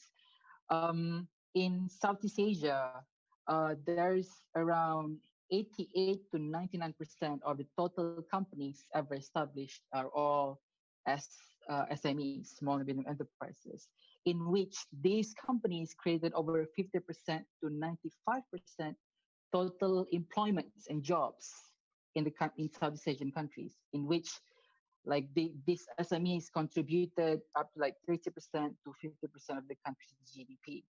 So SME definitely a very important factor of the economy in each country in Southeast Asia, definitely. And then COVID-19 happens, right? So the problem that is different this time around is that, like, normally SMEs are the most resilient in terms of crisis, economic crisis, or even pandemics. But this time around is very different, because like this time, because of the pandemic, consumers are not allowed to even go out to spend their money like supporting the SMEs. So we're seeing F&B industry started to fall down, entertainment, travels, and the ripple effect throughout like multiple industries. So that is exactly what we're going to be discussing today. Yeah, so I just want to remind you guys again, for people who are currently listening, like we have a giveaway from the Canada Embassy. So make sure that you create Instagram story and then tag the speakers as well as the newnow.id. So like we can create like a very engaging conversation. Right. So there's a brief context about the topics that we'll be discussing today. And today we'll be seeing it from at least two different perspectives. The first one is from the point of view of Canada mission to Southeast Asia, which we will be sharing about several initiatives that they're currently working on, and as well as one of the largest financing marketplace that are pledging to help SMEs in not just Indonesia but also Southeast Asia. So let me just like quickly make like introduction of the list of speakers that we have, and then we will go through the speaker session one by one, and then we will have the conversation. Can I have the overview of the speakers, please?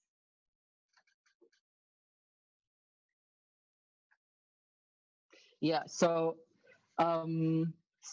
today we're gonna have like an ambassador to from Canada to Southeast Asia that are gonna be explaining about her mission in Southeast Asia. So I want to introduce to you our first speaker that will be giving an opening remark.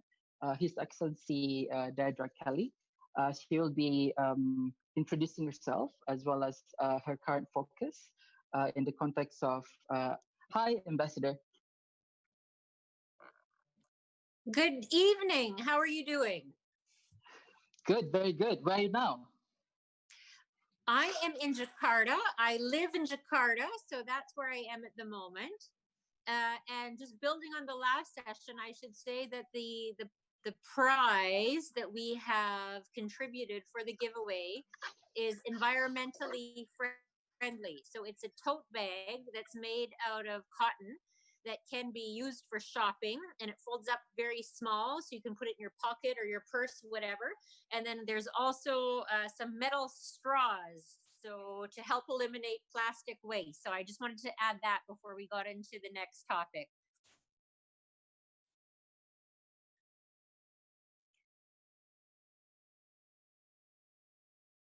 Mute. Yeah. Thank you so much for the additional explanation, Ambassador. Yeah, before like we start video session, if I may just like make a very quick introduction about yourself. So Ambassador Kelly is heading the mission Canada to Southeast Asia.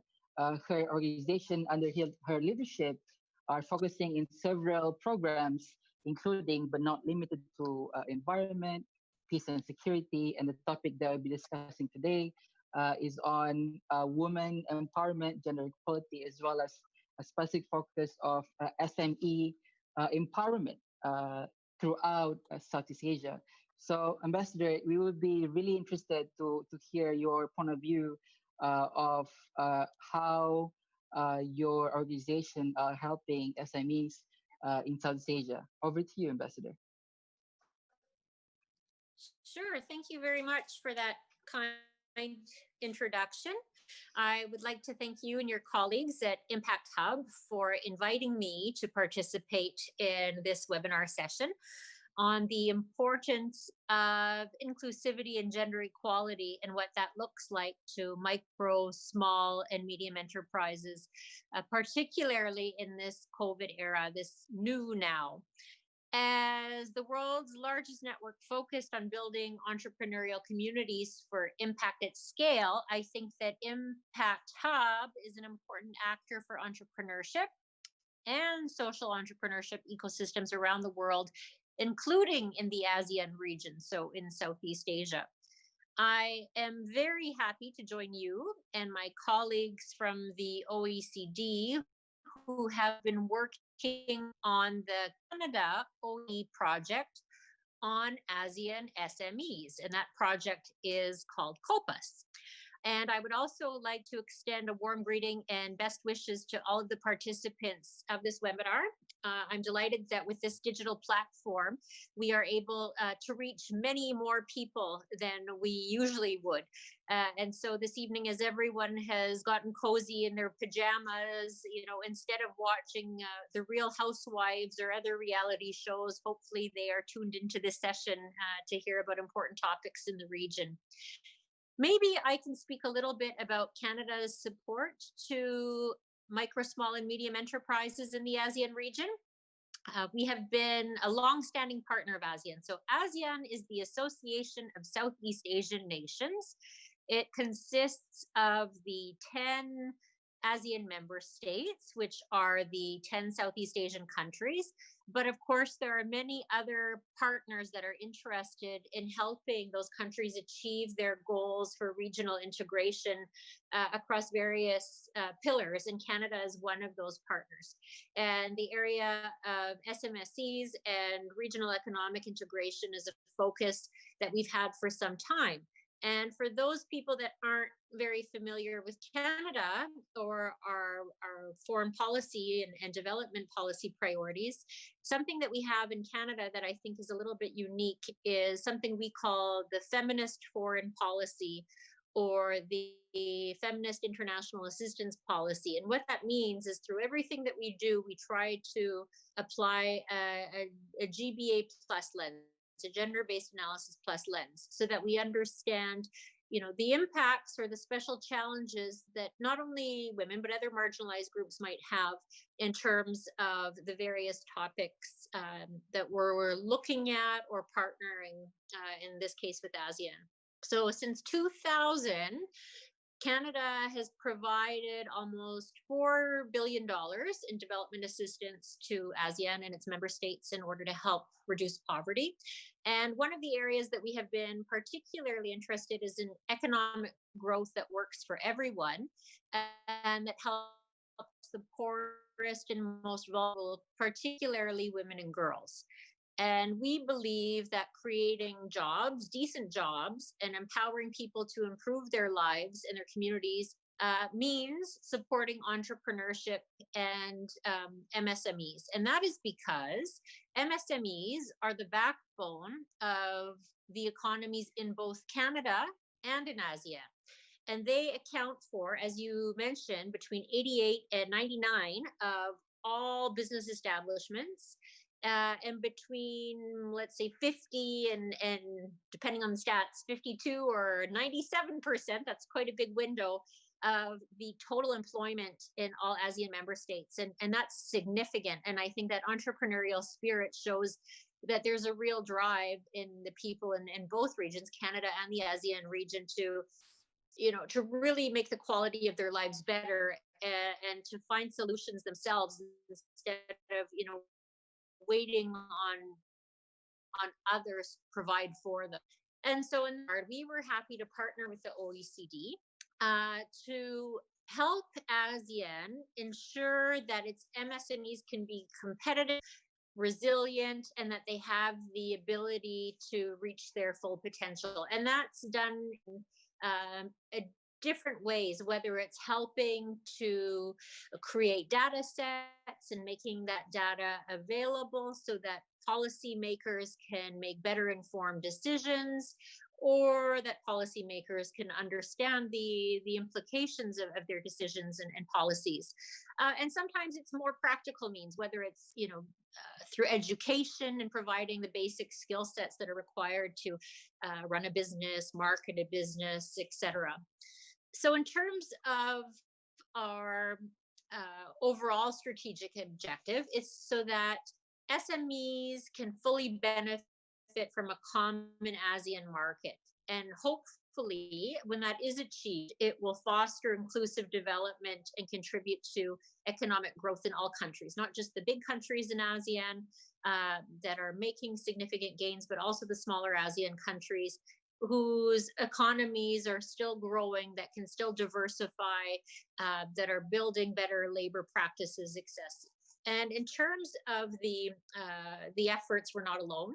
There is, I mentioned the different pillars in ASEAN. So one of them is an economic community. And the focus of that ASEAN Economic Community is to really work together to identify the needs and to work towards that goal of economic integration within ASEAN. And there is an overarching policy document that helps guide those efforts. It's called the ASEAN Economic Community 2025 Blueprint. And it's placed a lot of emphasis on the promotion of innovation to help SMEs to grow by seizing opportunities that are provided by the region's economic integration and the growth of areas like e-commerce. And so, as I mentioned, we are contributing to evidence-based policymaking by helping with publication of reports and development of legislation. And one of the reports, if I can give an example, is something that we call the SME Policy Index. So what it does is it's a benchmark tool to help assess policy frameworks and monitor policy implementation over time in each of the countries to see if countries are actually implementing, if the policies are helpful or if they need some tweaking. And gender equality and inclusivity has always been a strong focus of this project as well. And that one of the areas that we focused on is women's entrepreneurship and raising awareness and improving understanding amongst ASEAN policymakers about the opportunities and challenges in these areas. Because as we've mentioned, women and young women face particular challenges. And I've had the pleasure of participating in a number of activities and projects across the region that have benefited from that initiative, that have really brought together women, that have helped to create a singular voice for women within the ASEAN region and to highlight some of the specific issues that they face. Coincidentally, just before this call, I was having a management meeting at the embassy, and one of the issues that we were looking at is, as we're starting to roll back to work, because we've been working from home for the last 3 months, is, are there particular challenges that women at the embassy are going to face? And one of the things that we identified is maybe, commuting, for example. So, are there particular risks that women that have to commute on public transportation face? And is there anything that we can do to assist? Or looking at issues like childcare or having to care for elderly parents. And a lot of times those types of responsibilities fall to women. So in addition to the challenges and responsibilities they have in managing their businesses, they also have a lot of responsibilities within the home as well. So maybe I will leave it at that, to give time to the other panelists to speak. And I'd be happy to talk more about any of the specific advocacy work that we do or policy initiatives and answer questions that anybody may have. So thank you very much for inviting me again, and looking forward to the conversation. Thank you so much, Ambassador Kelly. So I think it's very interesting, and I think for a lot of people that might not know yet, that Canada have actually a very interesting view on feminist foreign policy, where like all of the policy are tried to put on a gender-based gender lens approach in like trying to create policies that are empowering both women and also their impact in contribution of the economy as well as SMEs. And I think I do agree that like women actually created a huge businesses that have like women involvement in leadership actually is more resilient to change, and also can survive even better than if like only the men are taking charge. And like for example, in Indonesia, like there are like a social enterprise that is helping like women empowerment in East Nusa Barat, in East Nusa, where they provide some skills for the women in the villages to create a craft, which in return gives them economic incentives that changes the balance of decision making in their household. So these are like some real examples of how such policy and such initiatives could actually impact women empowerment on the ground level. So looking forward to discuss more about this in our conversation letter, Ambassador. Right. So moving on to the second panelist of the day, I would like to introduce Mr. Adrian. Can we have the slide, please? Yep, Adrian Gunadi. Mr. Adrian Gunadi is the co-founder and CEO of Invest3. So he was a banker before, in which before he decided to focus on the vision of helping to provide financing capability for the underserved SME market in Indonesia and also Southeast Asia.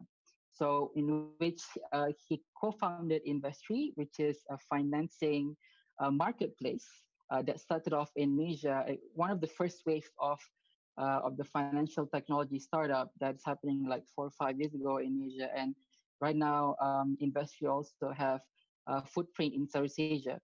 So at the same time, he is also the chairman of the Indonesia FinTech Lending Association to make sure that the fintech, the digital financial technology startup, especially on the lending industry, are regulated and properly help to secure the rights of the consumers. So it's going to be like a really interesting conversation with Adrian, especially to learn about what is Investry doing in helping SMEs, not just in Indonesia, but also in Southeast Asia. So to Mr. Adrian, over to you. Uh, Thank you, Mas Fauzal, for the introduction. And thank you for having me on this session this evening. I think it's a very interesting session. Good evening, Ambassador Kelly, and the other participants and panelists on this discussion. So I think allow me to give a brief introduction on Investry. I think Mas Fauza already mentioned a little bit about Investry. So actually, Investry started out about 5 years ago. So yes, I was a banker for almost 20 years, but realized that I wasn't lending to the right, or actually, the mission was how to serve better the SMEs. So we believe that banks in Indonesia were typically focused more on the middle as well as corporate rather than the SMEs. So that's how Investry actually started. I left banking about 5 years ago to start my own fintech lending company with two other co-founders. So Investry has been around for about 5 years. We are the leading SME lending marketplace in Indonesia and expanding to Southeast Asia, Thailand, as well as in the Philippines. Apart from that, I'm actually also the chairman of the Indonesian FinTech Lending Association, which acts as the so-called SRO to assist OJK in market conduct for fintech lending companies that are operating in Indonesia. So a little bit about Investry. Our mission was pretty simple. When we started out, our mission is to use technology and data on sorry about that, on how to use or to make loans more affordable and accessible to SMEs, as we all know. So we started about 4.5 years ago. We started with our first MVP, or minimum viable product, which is the invoice financing. We started out with actually 10 employees, evolved to 29 employees. And so it's been a journey. It's been an interesting journey where we help actually also shape the regulation. We work together with OJK and how fintech lending can become an alternative for SMEs in Indonesia. So we expanded domestically. We expanded our suite of product. 2017, 2018 was more on the product development side. 2019, we expanded our footprint outside of Indonesia, including Thailand as well as in the Philippines. as well as obtaining our full license from OJK. So now fintech lending companies are part of the financial services in Indonesia, and expanded our employees from about 10 employees to about 200 within the span of 3.5 years. And we believe that this is just the beginning. This is just the tip of the iceberg. How fintech lending companies can become a solution for access to finance for SMEs in Indonesia. 2020 was a very interesting year. So we closed our Series C funding just before the lockdown occurred in Indonesia. So it was a timely fundraising that we did. And this enabled us to continue to expand regionally, but also strengthen our footprint and the required investments that we need to build our system, as well as technology to enhance our capability to serve the SMEs in Indonesia with other products, not only lending, but also including, for example, e-invoicing that we're doing for SMEs in Indonesia. Um, Next, so basically, this is our target market. So, being a banker and covering SMEs for about a couple of years, we realized that SME market in Indonesia is split into different category. When you talk about SME, yes, there is 25 or 65 million SMEs that are registered in Indonesia. But as a techpreneur, as a fintech startup, we needed to focus on certain segments, and we started to focus on small medium segment of within the SME space. As you can see in the slide, this is the category in terms of annual sales that is defined in the small medium segment. So this is an area where we operate. We feel that there is a lot of underserved small medium enterprises that is not being served by the banks. So this became an idea of how Investry, how fintech lending can actually provide an alternative solution to the small medium, to enable them to grow their business, to enable them to obviously maintain their cash flow, which is a very critical stage, or a very critical necessity for companies or for SMEs in Indonesia. So our model is pretty simple. We act as a marketplace, so we don't have our own balance sheet. We connect between the SMEs who are requiring short-term working capital solution. We do the underwriting, we do the credit scoring using our technology, and we connect them with with the lenders.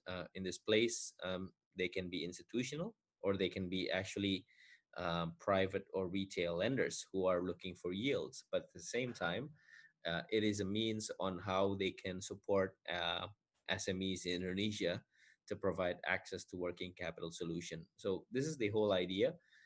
It is actually, I would say, democratizing the lending business, or democratizing what banks are doing. So if I within a bank, you would take deposits from depositors, and using that deposit you would lend to the small businesses. So in essence, what we are doing is we are segregating that process, and that's the role of the marketplace lending platform that Investry does. Next, sorry. Okay, so in essence, this is what we are, how we develop the credit scoring. We use a combination of traditional as well as non-traditional data.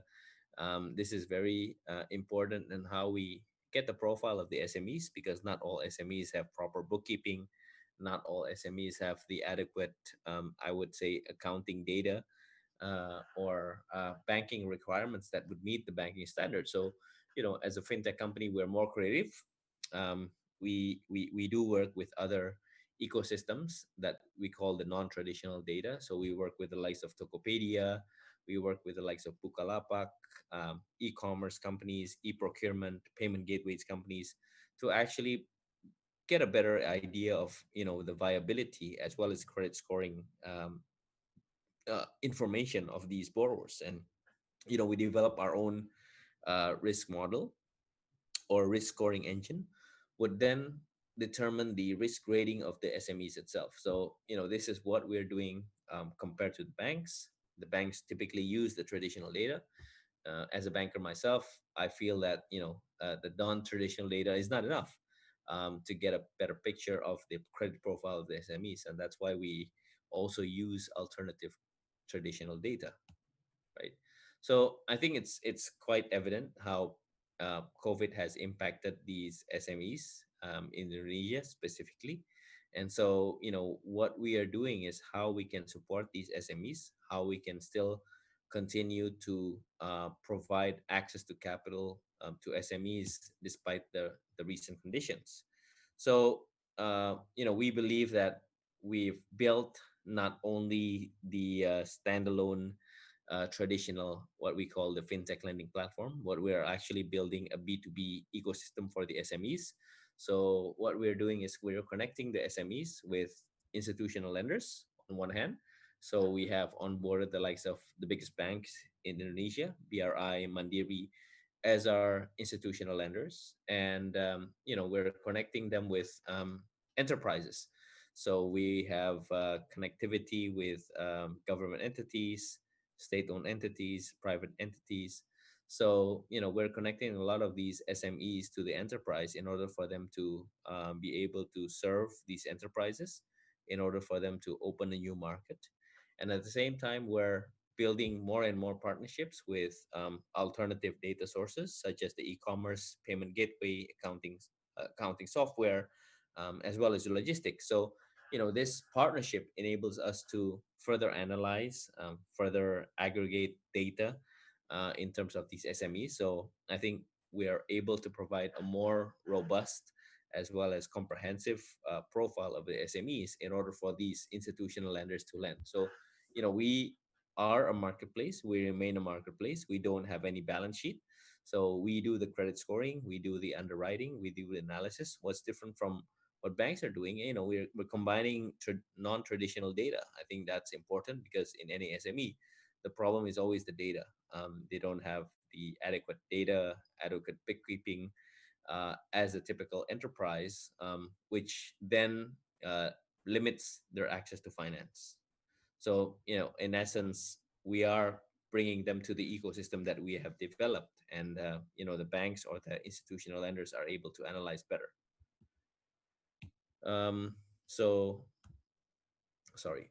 So post COVID, I think this has been a very interesting situation. First things first, obviously, industry as any fintech lending companies, we need to ensure that we have adequate runway, but at the same time, ensure that we protect our employees during this pandemic, because obviously we need to serve the SMEs. um, Several stress tests that we have done over the past few months to ensure that our model, to ensure that our credit scoring model is able to adapt to the recent fluctuations, the recent volatility in the market, and we're able to ensure or maintain good asset quality. I think this is pretty evident in all companies. It's more of, we ensure that we are able to get through this pandemic. So it's about managing your runway, managing your cost. And the last bit is actually where I see a lot of opportunities where fintech lending companies such as Investor can play a huge role in supporting the SMEs in Indonesia. Because as I mentioned, a lot of the banks are still relying on traditional data.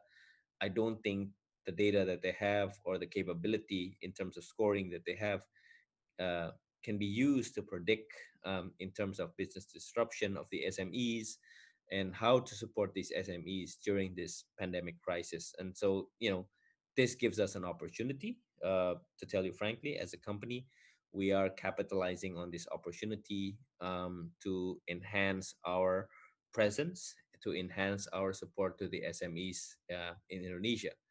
And sorry. So, during a recent study that we have did with the Lembaga Demografi of University of Indonesia, it is evident how we are able to support the SMEs in terms of the growth of revenue, in terms of the growth of employment. I think one factor that is also important is how fintech lending can actually become a bridge to many of the SMEs before they become bankable. So I think this is important that we continue. And I believe during this pandemic crisis or pandemic situation, we continue to support our commitment to the SMEs in Indonesia. And as an evidence, you can see on our performance in terms of Q1, April, and May. We continue positive, if not in terms of the growth of the loan origination, in terms of the delinquency or asset quality. We keep a good health check to ensure that the asset quality of the SMEs remain stable, if not continuous improvement. So I think this is part of the role that Investry as a fintech lending company. We are relatively new if you look at the spectrum, but we have become an alternative for SMEs in Indonesia to support them. I think during these pandemic times, but going forward, with less contact economy, financial technology becomes an alternative for many of the SME as well as other solutions provider, not only in the lending side, but you can see that payments are being more and more less contact. So I think this is a good opportunity for fintech companies on how we can support businesses, individuals, but at the same time ensure the less contact economy is able to foster and I believe this is the trend going forward. So thank you for the opportunity for us to share, and happy to take on further questions from the audience. Thank you. Thank you so much, Mr. Adrian. So I think it's very interesting on how like we can solve one of the biggest problem in SME, which is the gap to financing, because yeah, the problems that most SMEs are facing in trying to get financing is, number one, most of them are not investable, and then most of them are also not bankable. Like because it's either because their lack of data or lack of the bookkeeping practices. Like I've seen like so many SMEs that I've interacted with in my coaching sessions where they still even mix the use of the business money with the family expenses, for example. So those are like and these guys are not speaking in the right in the same terms as us for probably there's more financially savvy. So I think like those are like several interesting challenges that can be addressed by like fintech players, especially compared to banks that are probably not very well positioned to solve this kind of problems. So I would love to discuss more on this topic, Cedric. But like we're gonna go to the third speaker, like which is Max. So if I can make a brief introduction, like about Max. Yeah. So Max is part of the COPAS program that is currently underway for around like 4 years now, and he's doing the project management role. But prior to this, like he was in Brussels in a think tank lab called Oxygen Lab that is focusing on like social innovation and entrepreneurship, working on a lot of research projects, partly also collaborating with Impact Hub Network over there. So I think that is like super interesting. So so Max will be sharing with us like an overview about the Canada OECD project for Asian SME. So over to you, Max. Like we'll get Thank you this very much. up. Thank you very much, Fazal. I hope you can hear me because I'm actually on the road, so should be, hopefully it works. Oh yeah, it's clearly. It's okay? Great. Yep, all good. I'm a big fan of Impact Hubs, and I started working with Impact Hubs back in 2012 and worked with numerous of those. And I was very excited to see that this network grew so fast and so well. So it's really great to see them, because I also met a lot of your colleagues across Southeast Asia. Now, I actually wanted to say big thank you before starting to the Government of Canada and to Her Excellency Ambassador Kelly for already supporting OECD to allow us to work in the region and to support all this great work that I will just mention now. Annie and I, the person who will speak after me, we both come from the OECD. And the OECD, it's not a consulting company, it's an international organization where our logo is, well, better policies for better lives. We work a lot with policymakers, so people who work at the ministries, but also at the city level, at the regional level, and work a lot with the SMEs, but also other areas related to tax, investment, and other things. And we have about 100,000 policymakers who visit our events. And during these events, what is particular is that we try to develop data and to finalize and identify data in order to prove certain trends and identify elements that work and don't work. So maybe something that works in Jakarta would also be very good for Phnom Penh. And this is something that we're trying to, that's why we try to bring policymakers together. And our work is really to analyze this information and to bring it ahead. Since 2014, we have a specific program focused on Southeast Asia, where we work with the ASEAN Secretariat. And this project COPAS fits very well into this program, where we're actually trying to identify some data. Maybe if I can have the next slide. So the COPAS project is a 5-year project. We might extend it a little bit because of COVID, which focuses on basically supporting ASEAN Secretariat with some new trends, identifying new things, and then we support them in a number of areas like global value chains, trade, investment readiness, access to finance for SMEs by producing dedicated reports. As Ambassador Kelly mentioned, we are very much focused on issues related to gender, environment, and also building capacity in the region, of course. And I will not go into details, but maybe if we go to the next slide, I wanted to showcase what actually we have achieved over the 4 years already, or 4 years and a half. We have developed this publication called SME Policy Index, which really benchmarks different countries and says how well they are doing. Are actually policymakers developing systems which help SMEs to work? And I'm very happy to say that already in 2016 we proposed the issue of greening SMEs and promoting social enterprises. So these two elements are already integrated into this report as one of the key elements for the mitigation. And then under COPAS, we produce 15 reports, cover a variety of issues. I will mention a few of those in the next slide.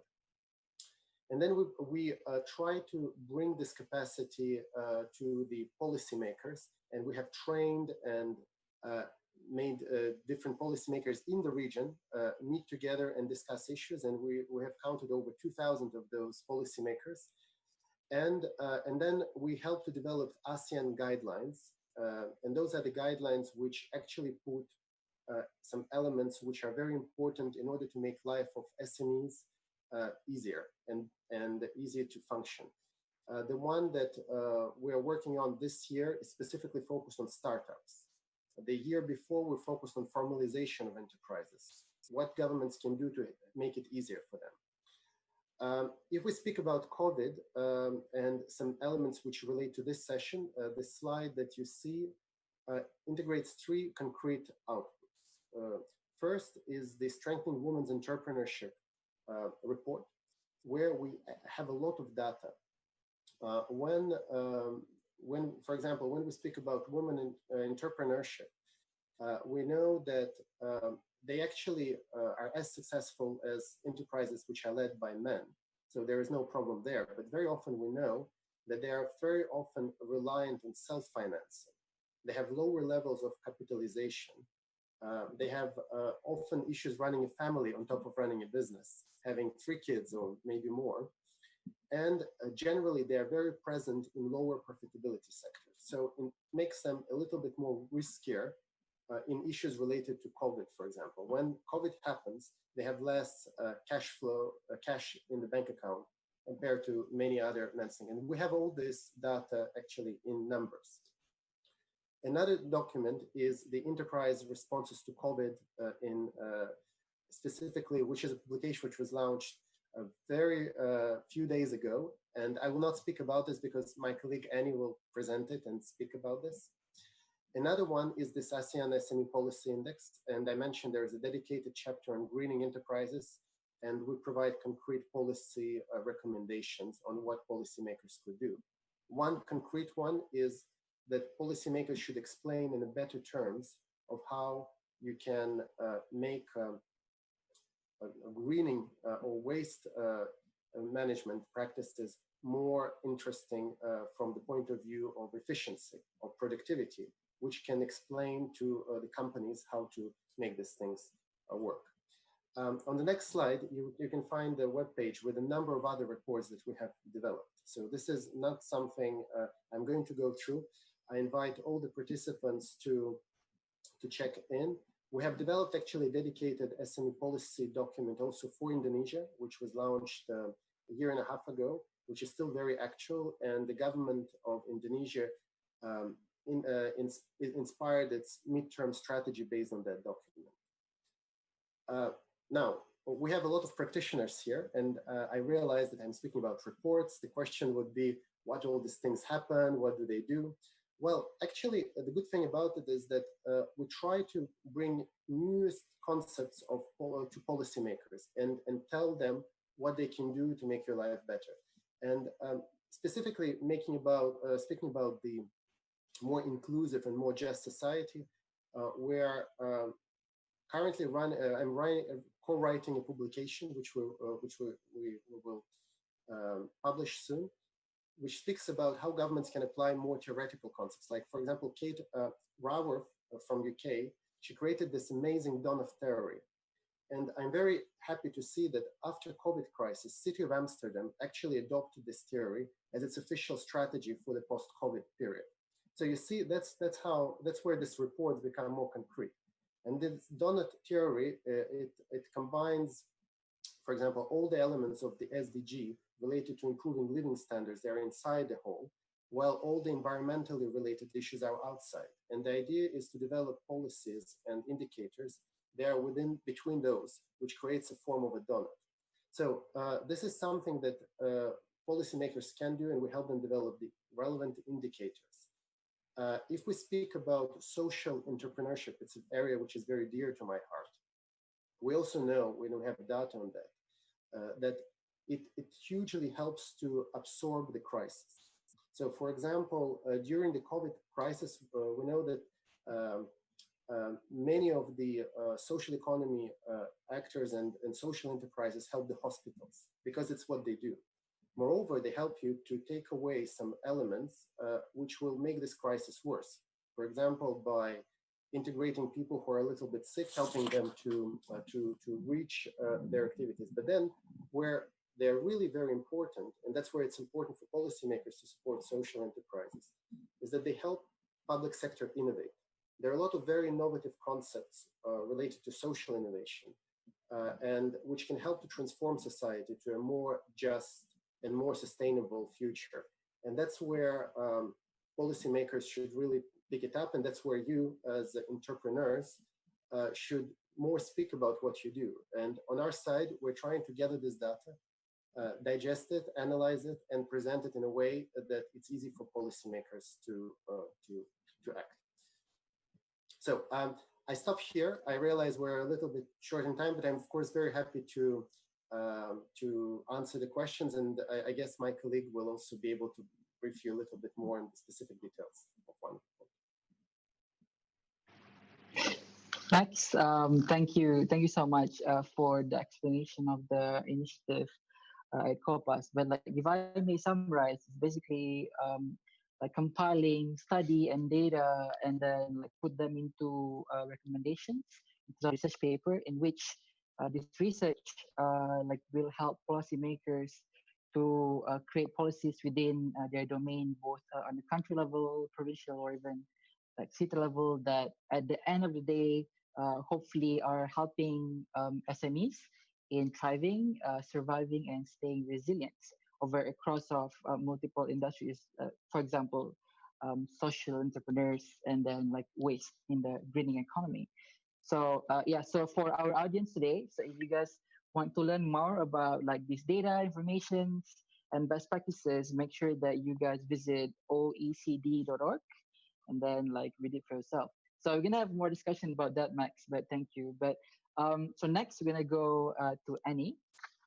So if I may introduce Annie, Annie is one of the policy analysts as part of the COPAS project. So like one of her focus is in the creation of the AEC Blueprint 2025, AEC, which stands for ASEAN Economic Blueprint, which specifically focuses on SME development in Southeast Asia. So Annie will be sharing with us more information about it, and like looking forward to learn from you, Annie, on the COPAS project as well. Yes, over to you. Thank you. It's as Max said, it's a pleasure to be here with you today and to speak a bit more about the project that we're currently implementing, thanks to the financial support of the Canadian government. To kind of pick up a little bit on where my colleague Max and where Ambassador Kelly left off. Just to kind of give a bit more of an introduction about why we're working with ASEAN at the regional level and with Canada. It's kind of our belief that it's very important to work in these areas because for kind of common action. Particularly, I mean, it's kind of been shown to sharp relief during the current crisis, the importance of international cooperation. I mean, our world is so interconnected now. It's very, very important to have kind of coordinated policy responses and also policy responses which benefit all nations rather than specific nations in general. I mean, we saw huge supply chain shortages when the pandemic first hit because countries were throwing up new trade barriers to kind of protect their domestic supply. So kind of very much the contention of the OECD that to kind of fight a bit more for kind of an open and a rules-based international order. And part of that is to work with these regional integration projects where countries are really coming together to try and engage in dialogue on how they can kind of work together for a common good. It's kind of very much also baked into the fabric of ASEAN, which we find very particular compared to other regional integration projects, this idea of inclusivity. So as the moderator mentioned, one of the kind of pillars of the ASEAN economic community is the equitable economic community. So the idea is that there's no point having a regional integration project if the kind of the smallest players in society don't benefit from it. And also that's very much the contention of Canada, and that's really been borne out by the fact that Canada was one of the main countries fighting to have an SME chapter in the CPTPP. And so kind of part of Canada's efforts in its dialogue with ASEAN has been to really kind of try and understand better the policies that can best support MSMEs to benefit from regional integration. So the policies that can best benefit them from a regional integration perspective, but also to help to strengthen MSME policy at the domestic level to try and create a much more kind of level playing field across ASEAN member states. Why we kind of flesh out also a bit more about why we're talking about this in the sense of a new normal for MSMEs. I will kind of go into a bit more with my introduction later on, but it's really a very critical moment for MSMEs. So if we go through to my next slide, and the one after that.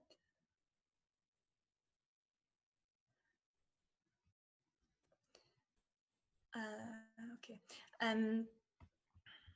Just it's a bit small on my screen, so I'm going to make it a bit larger. As my colleague Max mentioned, one of the kind of critical things that the OECD does is that we try and gather data and kind of policy less to share kind of practices that work in different countries and to try and understand better why they work. With the idea is that this kind of gathering of data helps to smooth regional or kind of international cooperation, because it ensures that discussions are evidence-based rather than based on kind of like more political considerations, and also to try and exchange policy practices with the ideas that what one country has learned through experience might be beneficial for another country to learn from without having to go with the kind of grunt work of having to learn on their own. So the OECD is like a kind of a hub for knowledge and data. One of the big things that we've rolled out since the pandemic really began to hit is we've developed a policy hub called the coronavirus, I think it's called the Coronavirus Policy Hub, so you can find it online. And it looks at, it compiles a lot of data and also kind of tracks what policymakers are doing to fight the pandemic. Across many different policy areas. So looks at trade, investment, education, skills, and one of those areas is SME policy. So we're gathering a lot of our colleagues in the directorate that Max works for, is collecting a lot of data on what's happening and how the pandemic is affecting MSMEs. And we can see that they're particularly vulnerable to the current economic downturn. And this is due to very particular kind of characteristics of MSMEs, which some of my colleagues mentioned previously, but they tend to face much more constraints in accessing finance. I mean, the lockdowns have been particularly devastating for MSMEs because they have much smaller cash reserves, and larger enterprises are much more limited access to debt and equity, which means that if they can't cover their bills for 3 months, it might mean that they have to shut down entirely, which is a huge shame because MSMEs make up the fabric of most economies, and if they're shut down, the results are devastating. They also have much less capacity to cut costs because they tend to be much leaner enterprises, so they can't lay off a large amount of workers. They also have more limited access to information and lobbying power, which means that when they're faced with these very dramatic crises, and particularly crises that are evolving very, very rapidly, you might find it much more difficult to navigate that crisis. And also what we've seen with the way this pandemic has been playing out is that small firms have dominated the most effective sectors, because the sectors that have been most affected by the lockdowns are those which are very customer facing, which is where MSMEs tend to thrive. So that means that it's meant the shutdown of small retail stores, hairdressers, these kind of services for more kind of consumer-facing enterprises. And it's not only been that the crisis has proved particularly challenging for MSMEs during the lockdowns, but we can see that that's likely to play out after the lockdowns are lifted as well.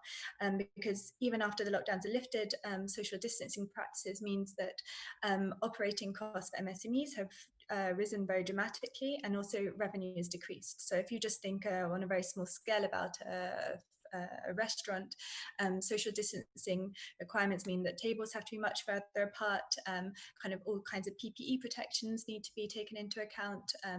So it's really creating very fundamental strains on MSMEs. And also they have very little recourse to adjusting to that, because even if they temporarily shut down for a small period of time, it means that they risk losing very kind of hard-won suppliers to competitors, and also their customers and their clients. So if we move to the next slide. So as mentioned, it's very early days, so data on the impact on MSMEs remains rather limited, but we've started to compile in specific OECD member countries how it's affecting MSMEs, and this data really does suggest that it's proving very devastating for MSMEs. So if you look at the performance of Korean SMEs across a whole range of different sectors, we can see that their performance has declined very dramatically. And if we move on to the next slide. And we can see that this impact on MSMEs not only affects business owners, but it also is likely to have much more systemic repercussions for the whole of the economy, because as my colleagues previously mentioned, MSMEs tend to account for the largest share of workers in the economy, and because they have much less recourse to kind of to adjust to these kind of short-term shocks or even longer-term shocks, the impact tends to be much more on then they need to cut employee wages, which means that we've seen in OECD countries that there's been a very dramatic change in earnings of employees, even in OECD countries, and this is very marked by firm size. If we move on to the next slide. We've seen that what we've seen in OECD countries also appears to be the case in ASEAN countries. So I won't go over this slide in detail, but we can see that it's it is very dramatically affecting MSMEs. And the particularity of ASEAN, what we find in a lot of ASEAN member countries, is that because a lot of these countries tend to have very high levels of integration into global value chains and have really used this model to kind of drive growth, we've found that they've tended to be very, very dramatically affected by the crisis and by the kind of disruption that it's caused to global supply chains, and also that kind of pre-existing trade facilitation barriers and low levels of competition in certain sectors, particularly like the logistical sectors, have really compounded this problem for MSMEs, and are really creating very problematic problems in the economy. And on top of that, there are kind of other very pronounced structural complications, for example, very high levels of informality, which means that even when policymakers attempt to roll out policy measures to support MSMEs, a lot of firms can't benefit because they're informal, so they're kind of more invisible to policymakers. If we move on to the next slide. As mentioned, like there's very little data so far on how the crisis is impacting on MSMEs, but we've seen already some business surveys. One business survey rolled out by the AMTC for ASEAN has shown that 2/3 of MSMEs in ASEAN had less than 2 months worth of cash reserves left in early April, and over 1/3 expected to lay off 40% of their staff. So we can really see that ASEAN MSMEs are really facing existential challenges to their operation, and therefore, like, there's a very strong need for policymakers to really take this very seriously and to provide them with very unprecedented levels of support. If we move on to the next slide. I won't go over this or take a lot of time, but I just wanted to kind of make the point that it's not only problematic when we talk about traditional MSMEs, but even those firms which many of you are also involved in, the kind of the young, innovative firms, the firms that seem to hold the most promise and to be the most exciting, also face very significant challenges with this pandemic. We've a lot of data, firm level data collected by our colleagues in our Science, Technology and Innovation Directorate have found that young, innovative firms tend to be particularly susceptible to upturns and downturns in the economy and are very vulnerable to the policy environment. So these kind of crises really hit them very badly, and that really played out in the Great Recession of 2008-2009, but we're seeing it happen that we believe that the impact of this crisis will be even more strong than that one we expect. If we move on to the next slide. And I'll kind of skip through quickly these two slides because it if we go through to the next slide, just for the sake of time, it's just kind of more evidence. And then the next slide. What we're kind of, the OECD, we're trying to think about, as I mentioned, a kind of how we can support the kind of policies that are required in this current age that we're going through across different policy areas to support startups. We're specifically recommending short kind of financing schemes to support startups in the short term, and also kind of like structural changes to the policy environment. And this is particularly important because what a lot of research is showing at the moment is that because MSMEs are so important for employment, and because the needs are so great, again, almost unprecedented for policymakers to provide unprecedented levels of public support to enterprises, we can see that startups are getting left a little bit behind there, and they're less kind of attractive right now from the policy perspective. So we're kind of we're emphasizing that it's very important to continue thinking about startup policy, particularly because, as mentioned, startups really may be very kind of catalyst to get us out of this crisis, because they may be the ones that come up with the really innovative solutions that help us to navigate the context that we're currently in. And then also kind of general measures to boost entrepreneurial potential. A lot of these measures are longer term kind of plays, which should have already been put in motion. For example, introducing entrepreneurial education modules in primary schools and secondary schools. That's one of the metrics that we look at in the SME Policy Index. But they shouldn't be forgotten right now. They should be sustained. If we move on to the next slide. And the next one. We just wanted to quickly mention this paper that we've released on MSME Day with the support of Canada, which is kind of one of the recent initiatives that we've been doing with it's called the ASEAN Coordinating Committee on MSMEs. It's the ASEAN body which is responsible for MSME development, and it gathers together all the representatives from every SME agency in ASEAN. So it's really like a very strong platform for policy dialogue and coordination across MSME ASEAN member states in this area. One of the things that we've done recently is a very kind of like quick response to the crisis is we tried to start collecting data on what policymakers in ASEAN are doing currently to sort of form as a base from which we can start to like exchange some policy practices and maybe look at some coordinated actions that they can take at the community level. And what we really began to notice is that what was kind of very reassuring was the fact that ASEAN member states are not only rolling out kind of short-term stimulus measures, which kind of, as you can see from the table in front of you, almost or every ASEAN member country is rolling out some deferral measures, direct financial assistance, normally in the forms of loans, and wage support and temporary redundancy measures.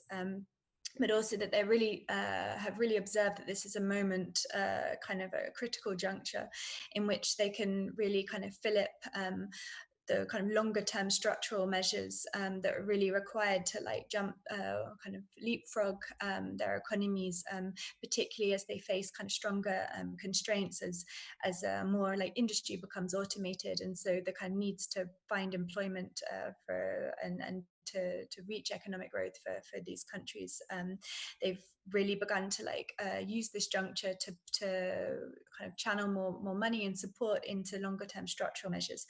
So these include formalization, so again addressing this issue of the informal economy. So there have been some very targeted schemes to encourage those more firms to formalize and to try and gather more data on informal enterprises, workforce training, so kind of upgrading skills.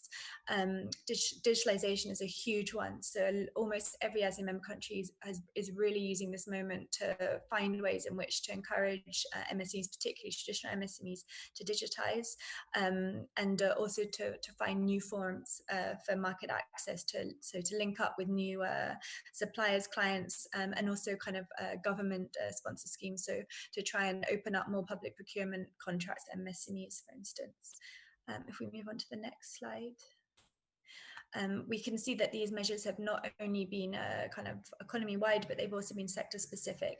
But what we saw is that the sector-specific policies tend to be much more in the early days of the crisis, when we could see that this crisis was affecting certain sectors very dramatically, and they really needed very kind of like intense support. And this is particularly important because a lot of the sectors which were most affected are the ones that have really been the engines of growth in a lot of ASEAN member countries. So yeah, and we can see that kind of part of the targeting for even for these longer term structural measures has been like it's starting off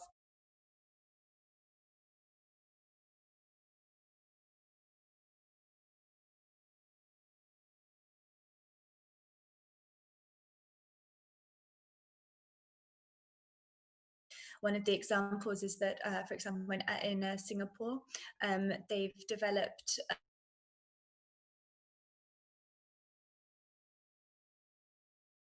kind of new packages. So they, sorry, if we move on to the next slide.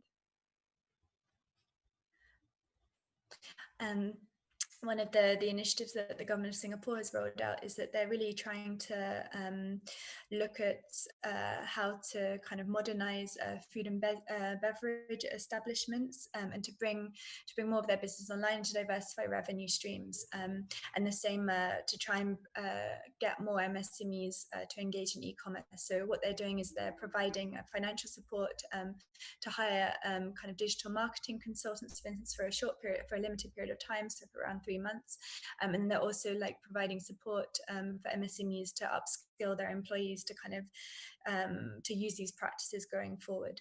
I kind of advise you to look at this this paper if you have any interest. It's called Enterprise Policy Responses in ASEAN, but it really it shows you kind of gathers together all of the different policy initiatives that are being implemented in ASEAN. So it's a big source of data.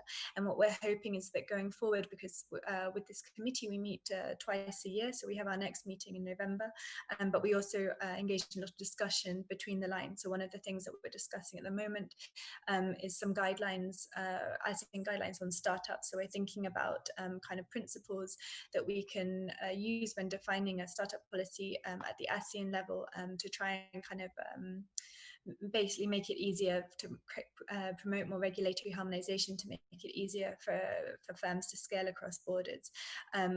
So we're kind of we get engaged in this regular discussion. What we're trying to do at the moment is think about how we can help to support this kind of concerted effort at the community level to help MSMEs in the context of COVID-19 and also in the context of this new normal that we're seeing. If we move on to the next slide. And the next one. Just to kind of quickly kind of sum up, through COPUS, the main areas in which we believe that COPUS is really helping ASEAN or AMS, ASEAN member states, to navigate this difficult period is kind of in three kind of core areas. So one is in the area of policy dialogue. So through our normal our streams, we're helping to coordinate policy response at the ASEAN level. So as I mentioned, one of the big things we've done recently was through this paper, and that really means that through this platform in which we engage in this regular discussion, we can ensure that ASEAN member states are really lining up on how they're supporting MSMEs, and they're also discussing with each other what they're doing, because that enables policymakers, in our opinion, to be much more responsive and to roll out policy measures much more rapidly than they would be able to otherwise, which is incredibly needed right now. The other one is capacity support. So as mentioned, we continue to provide ASEAN member states with data and with knowledge sharing, not only to kind of organize that at the ASEAN level, but also to link it into discussions that are happening at the global level. So we bring all of the data and information that we gather through our member countries, through all of our different committees, and we link it up to ASEAN. And again, this is particularly important right now when we can see that things are changing very, very rapidly. Our understanding of what's needed, and also how we can use this moment to create a new dynamic, maybe a more sustainable and a more inclusive order. It's really needed that we ensure that we're kind of linking ASEAN into all the most kind of cutting edge discussions happening at the global level, and that's not only through our work with our member countries and with our partner countries, but also through the work that the OECD does with the G20, because we act as a kind of secretariat for the G20, and that's proving particularly important in these guidelines that we're developing right now. And then finally, in the area of advocacy. So as Ambassador Kelly mentioned, Canada has really been a very, very strong advocate for gender issues in ASEAN and in its other partner countries. And we found that this is particularly important right now because in kind of what we've seen in previous crises is that women tend to be quite well insulated from shocks because they tend to be found, for reasons we previously discussed, that they tend to gravitate much more towards stable jobs because those jobs tend to kind of be much more understanding of competing responsibilities in the area of childcare and so on, and then kind of career changes. So they tend to be much more insulated when we have these kind of shocks. They're much more found in the public sector and so on. What we've seen during this crisis is that women have been particularly adversely affected because they're also very prominent in the sectors that have really been affected. So again, these very customer-facing professions and firms, and so they've been particularly affected by the pandemic, and so through our work with Canada, we're continuing to like look at the gender lens of the pandemic and how it's playing out. And this kind of ties in with the research that we've collected previously on women's entrepreneurship in ASEAN. So that looks at the kind of pre-crisis measures that were in place to promote women's entrepreneurship, but we're also looking at how it's affecting women right now and how we can help women in particular through this crisis. So one of the reports that Corpus is developing at the moment looks at strengthening women's entrepreneurship in agriculture. So part of that project will be to look at the COVID-19 related dimension of that. And then we move on to the next slide. So this is just to say that, like my colleague, where if you have any further questions about any of our work with COPAS or any interest in any of our publications, please don't hesitate to contact myself or my colleague, and we'll be very happy to answer your questions and or to share with you the information that you're interested in obtaining. Thank you very much. Terima kasih. Sama-sama. Thank you so much, Annie. So it's really interesting that like I'm so glad that we're having this conversation today, because apparently there's just so much resources in terms of data information that is available, like from OECD's hub of knowledge. And I think today, like a lot of like our audiences that mostly comes from both the academics, practitioners, and also SMEs are here to see that, oh, these resources are actually existed, and hopefully can also like help them on like staying resilient and like after the crisis. So like we'll get back to you, Annie, but like unfortunately Ambassador Kelly had to leave, but it's okay. We can just continue the conversation with the four of us. So we actually have a question for Mas Adrian. Yeah, Mas Adrian. So one of the questions that we have from like the audience are like, what is your opinion on the SME sector, especially as we are currently already experiencing GDP negative growth in Q2, and what are the sector focus or initiatives that industry are executing during COVID, and then like right now in the post-COVID world. So yes, over to you, Masudin. Yes, so thank you, Mas Fauzal. So I believe that, let me try to share a little bit on our product focus. I think for some reason it was skipped in the previous discussion, but hang on, let me try to pop it up so we can have a better discussion on that. Okay, so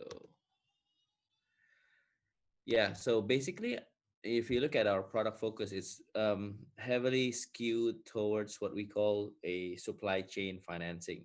So our main focus, if you look at the SMEs that we are supporting, again, I go back to the previous slide that shares a little bit about the SME demographics in Indonesia. Um, Okay. So basically, this is the segment that we are focusing on. So what we call small medium. And if you define small medium in terms of the annual sales per year, I would say it ranges from the small up to maximum $3.5 million per year. This is as per the definition from the Ministry of SME and state-owned enterprises. And if you look at the product that we're focusing on as Investry, is a lot on supply chain financing. So again, this emphasizes on how we can mitigate the risk of the SME by focusing a lot on where is the source of payment going to come from. If you talk about invoice financing, this talks about receivable financing. So these SMEs will get payment from multinationals. These SMEs could get payment from state-owned enterprises. So this is a sort of risk mitigation. So in the past 3 to 4 months, we've actually focused a lot on SMEs that are supporting several sectors. One is the medical sector. So these are a lot of SMEs that are supplying for medical equipment, medical consumables. Number two is the telecommunication sector. So, as we are all using right now, network bandwidth have increased over the past few months. Number three is logistic. So, basic necessities needs to be transported from one location to another, especially in a region such as Indonesia. So that has become an essential requirement. We see a lot of logistic companies have increased their demand because of this movement of goods, primarily basic goods and services. Number four is actually we've seen a rise in uh, the use of digital. So basically, these are companies that are now advertising more digitally. A lot of companies are now developing digital content, webinar content. So we see a lot of what we call the creative industry, event organizers, advertising agencies. A lot of them are shifting digitally. So these are part of the segments that we're focusing on, and judging from the product that we're focused on is primarily short term, working capital related. So this actually mitigates a lot of the risk on the repayment side.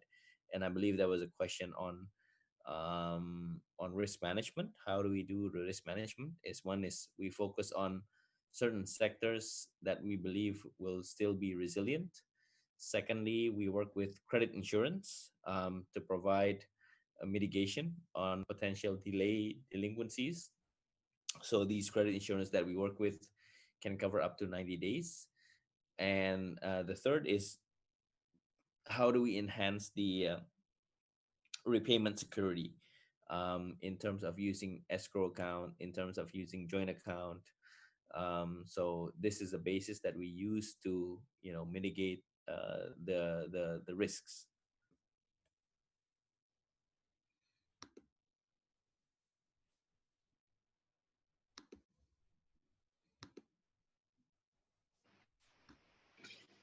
Yeah, thank you so much, like Master Jan.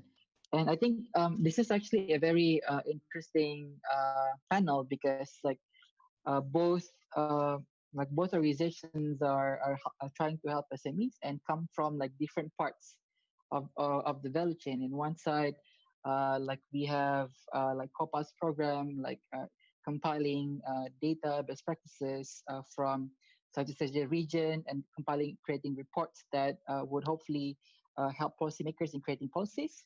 And on the other hand, like we have Mas Adrian and Invest3, which started over in Indonesia, like leveraging technology to help close the financing gap in Indonesia and actually influence policy in Indonesia. So how does that journey Mas Adrian in the beginning when you started this and then until you could actually influence and change policy on addressing SME financing gap in Indonesia. So maybe there'll be some interesting angle that can be collaborated also with the Canada ASEAN team. Yeah, I think that's that's an interesting question. So I think we come back to why we started Investry, and it's always so what problems are we solving? How do we serve the underserved MSME? So we know for a fact that based on IFC World Bank data, there's about 172 billion MSME gap in Indonesia. So a lot of this are some of the known facts that what we know: lack of collateral, lack of data. So I think what we're doing from a regulatory perspective, we're obviously having this discussion with the regulators, with OJK, Ministry of Finance, in fact, on how can fintech play a bigger role in especially deploying the government stimulus in Indonesia, because obviously we have the alternative credit scoring, we have the means of analyzing the SMEs, which would help enable the government stimulus to reach the respective or the targeted market that they want to support, right? I think it's always a chicken and egg situation where you have the government stimulus program, but is it reaching out to the right SMEs, or do the banks that are that are facilitating this facility, do they have the scoring capabilities? Because in the end, if the banks are still using the same methodology of analyzing an SME, then obviously it won't be as effective, this government policy to reach the MSME during this pandemic. So I think that is what we are doing from an association perspective. So we're talking to Ministry of Finance, we're talking to AJK, we're talking to the banks as well, on how we can play a greater role. And I think we've seen use cases in the US where fintech lending have actually worked together with Main Street banks in the US to actually help facilitate or accelerate in terms of access to finance to the MSME. So the fintech are providing the credit scoring, credit analysis, and the banks are acting as the institutional lender. So it is a discussion that we're having, to tell you frankly. So hopefully we'll have more positive response. And I believe the government of Indonesia are very much progressive. They're trying to find alternative means, and looking at the technology space on that angle as well.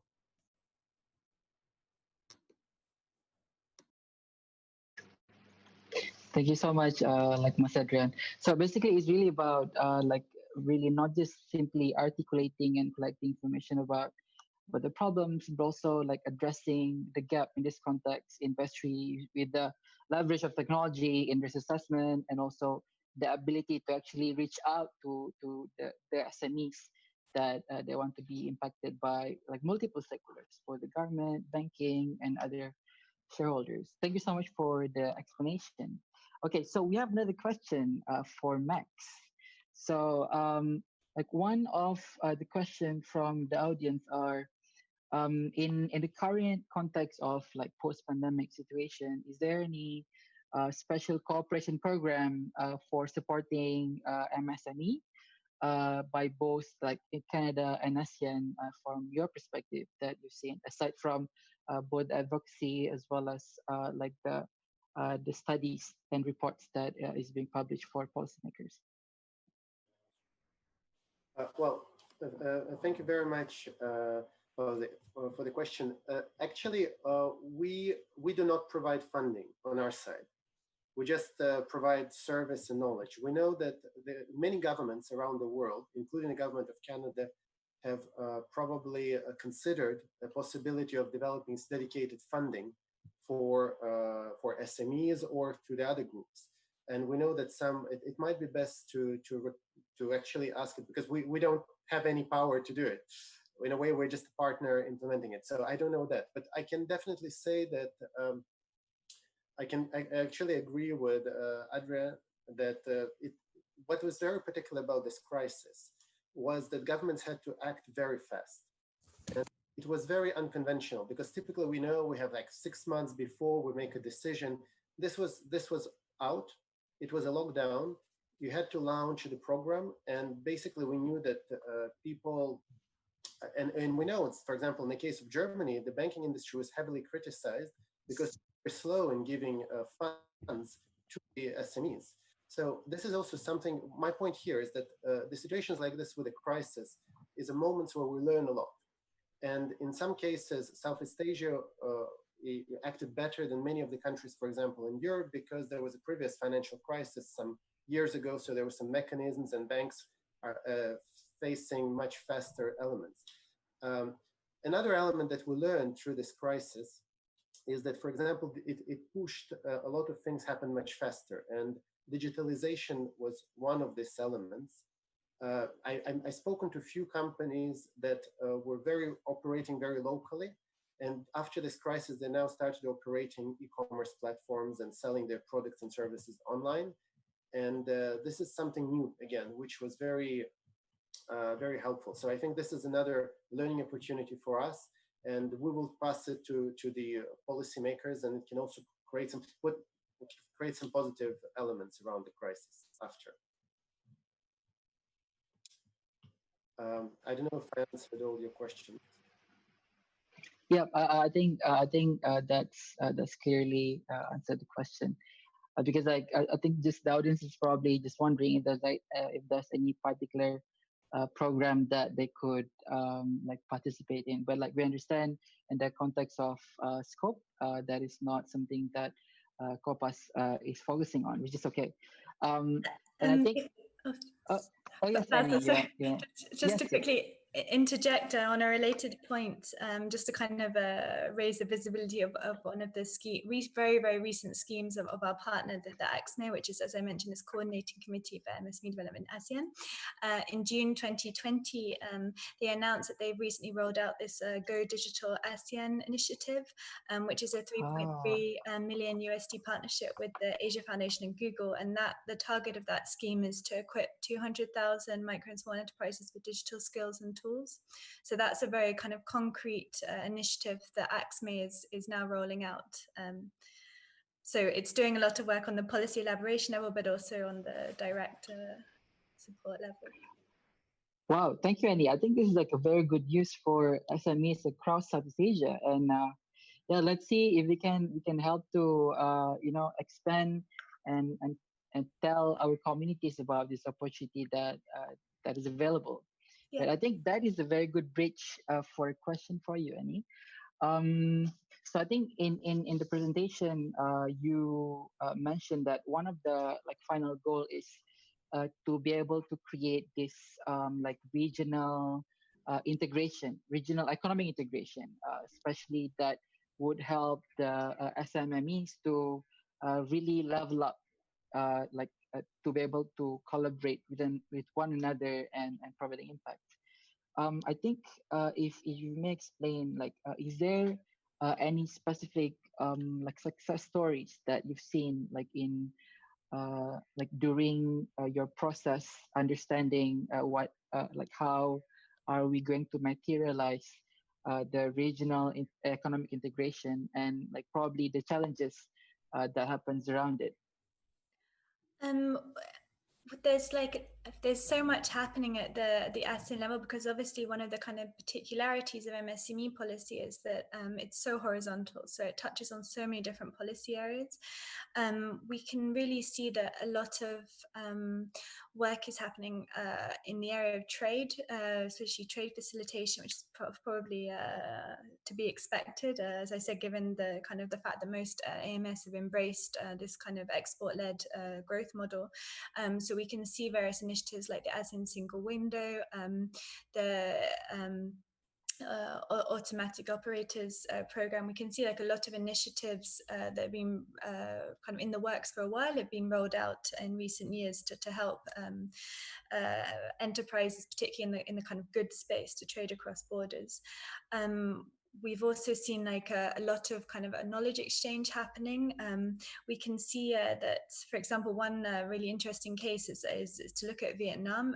Vietnam is really like obviously kind of going through this like turbocharged growth period at the moment, and they're very interested in learning from countries like Singapore to see what they've done to kind of create a better ecosystem for startups, which again I think is why this has been kind of requested by Vietnam during its current ASEAN chairmanship. And one thing that Max and I did through COPAS recently is that we brought policymakers from Vietnam to Cambodia to discuss how Vietnam is really, like, within a very short period of time, really created a much more conducive ecosystem for startups and all the kind of policy measures that they're putting in place, and how Cambodian policymakers can potentially learn from that, because we can see like kind of similar trends beginning at a very early stage in Cambodia, and so we think there's definite scope for them to do more there. And one of the things is that they run kind of like big tech meetings. So one of the things that she did is she said like to Cambodian startups, which actually we had a speaker from Impact Hub that came to that meeting and talked about the Phnom Penh Impact Hub. So that was kind of nice. Talked about kind of encouraged Cambodian startups to come to that event, and also for Cambodian policymakers to come to learn a bit more from Vietnam. Wow, that's really amazing. Thank you, Annie. Yeah, maybe like one last question, like maybe for Max. Um, So I think one of the I could only imagine like what would be like the process of like getting all of this like wealth of knowledge and recommendations, and are actually and then actually converting it into an actual policy for a certain country, like because there's this so multiple level of policies, right? Like on the country level, provincial level, even like on the city level or specific sector level. So like what were like the challenges that you've seen in like trying to implement this best practices, and then actually like implementing it and modifying for a local context, and if you've seen any like success stories for it as well? Well, yeah, thanks for the credit. Indeed, it's a very challenging thing. And what we have seen is that there is a big value in collaboration. And this is, I heard recently, I was at a webinar at another place where it was mentioned that the new century would be a century of collaboration. And I really think that it would be very important because we learn by speaking to people who have implemented it. So by putting people, like if a company or if a country like the Netherlands implemented this, I mentioned about this donut theory for the city of Amsterdam, definitely situation in London or in Jakarta would be very different. But if by putting together the policymakers and the people who did it, they can understand what are the specificities and learn from it, and it might be faster. Of course, you need a lot of oil to make it all happen as well. You need money, you need to have other people, you need to create a conductive ecosystem.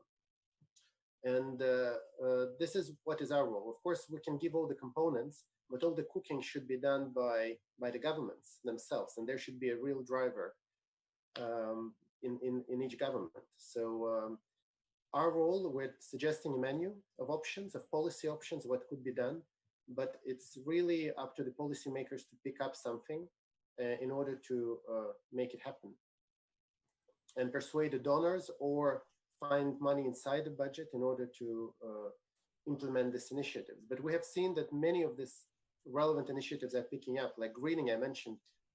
4 years ago, policymakers were telling us why it makes sense. There is no point of mentioning greening.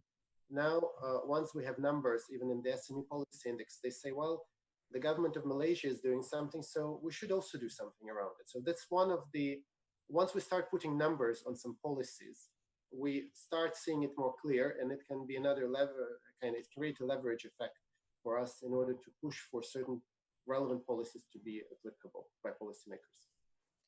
Also, what's interesting about these kind of exercises is that, as you say, so many policies happen, kind of implementation of policies happens at different levels of government, and particularly in the area of SME policy, it's implemented by many different government agencies. So what's really been interesting by, as part of some of these exercises, particularly the SME Policy Index, has been just bringing all of these stakeholders into one room and talking about what's actually happening and kind of gathering all of this information about what's actually happening to support MSMEs, because we found that actually a lot of even in one specific country, specific agencies didn't know about certain policy support schemes for MSMEs, and they didn't understand fully how they were being implemented at the local level. So just kind of like increasing that knowledge already like helps policymakers, particularly at the national level, to understand what it is that MSMEs are actually receiving like further down the chain. And kind of having an international body that gives that advice also kind of lends more weight to it as well, because different stakeholders understand that it's not just a kind of political motivation behind it, but that it's actually like a more kind of objective or impartial view on the policies that are needed.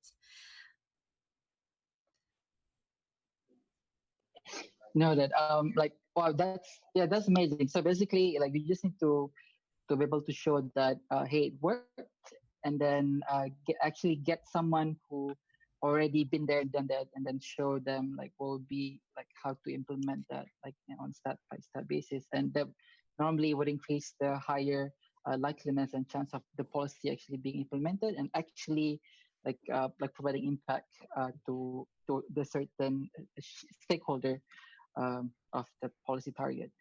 So yeah. Yes.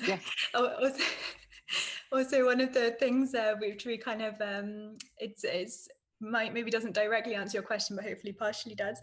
One of the things, obviously, because the OAC is all about evidence-based policy, so one of the things that we constantly kind of keep repeating is the importance of monitoring and evaluation.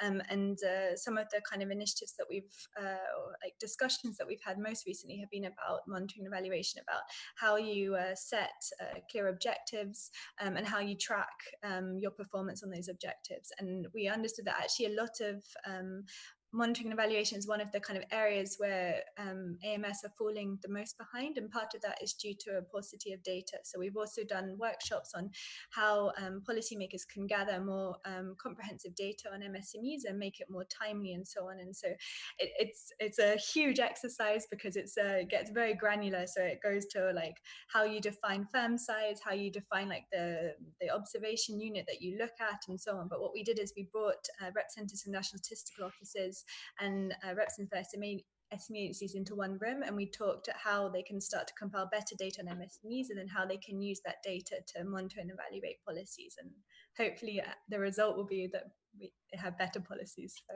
MSMEs.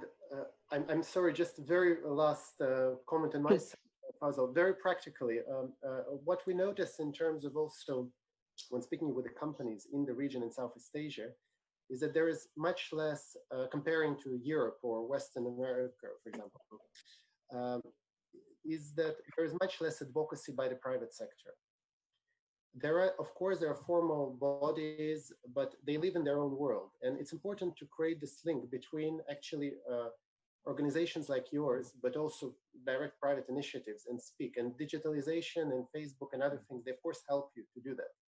But we noticed also that many policymakers didn't really understand, apart from context from their own families, what are the needs from the private sector. And we're encouraging organizations like yours to speak louder. And generally, we think that the policymakers are happy to hear the stories and data and stuff like that. Thank you so much, Max and Annie. So I think that brought us. I think we that like closes the conversation like in the very best note.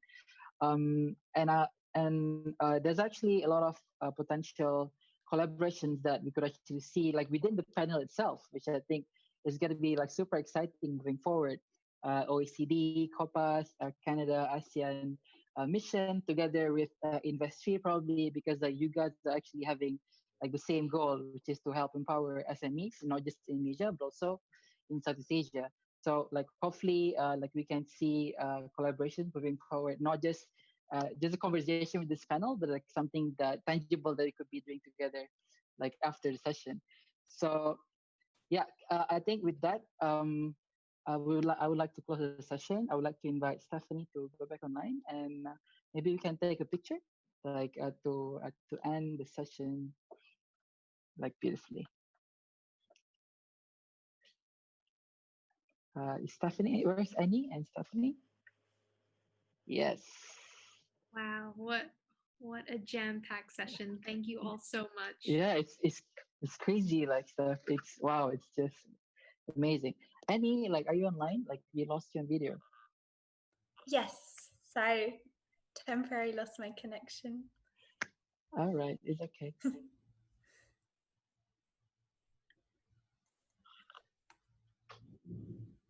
All right. But is Annie online yet?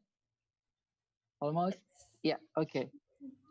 And one of these, whether it's virtual or online, need a photo. Yeah, like whole like exactly, yes. I'm trying to restart okay, the video. It's not cooperating. It's okay. Wow, but what do you think, Steph? Like while waiting for Annie, like of the whole conversation, maybe like silently listening from the side, like bridging from the environment to like SME. I think it shows a lot of intersectionality, and I think there's so many facets of the current situation that we're in right now, and so seeing it from all of these different angles, but also those intersections is really interesting. So I feel like we had a really well-rounded 2 sessions today, and yeah, so pleased. I'm wondering, how do we extract all of this wisdom and all of the questions as well, because I know there's still a lot of questions that we didn't get to answer. So hopefully we can continue the conversation. All right, definitely. Okay, let's take a picture now. Like ready, 3, 2, 1. All right. Cool. Again, thank you so much for your time. I know like it's late in the evening. Thank you for staying overtime even. It's been like a very wonderful session, and also thank you for like our audiences that like even stays on until now. So like we love you so much, and hopefully we can have more discussions and collaboration in the future. All right. Thank you so much, everybody. Have a very good rest. Thank Bye. you. Good night. Max and Annie, so lovely to hear you've also already collaborated with Impact Hub in different ways and met with Impact Hub. So yeah, it's nice to have full circle there.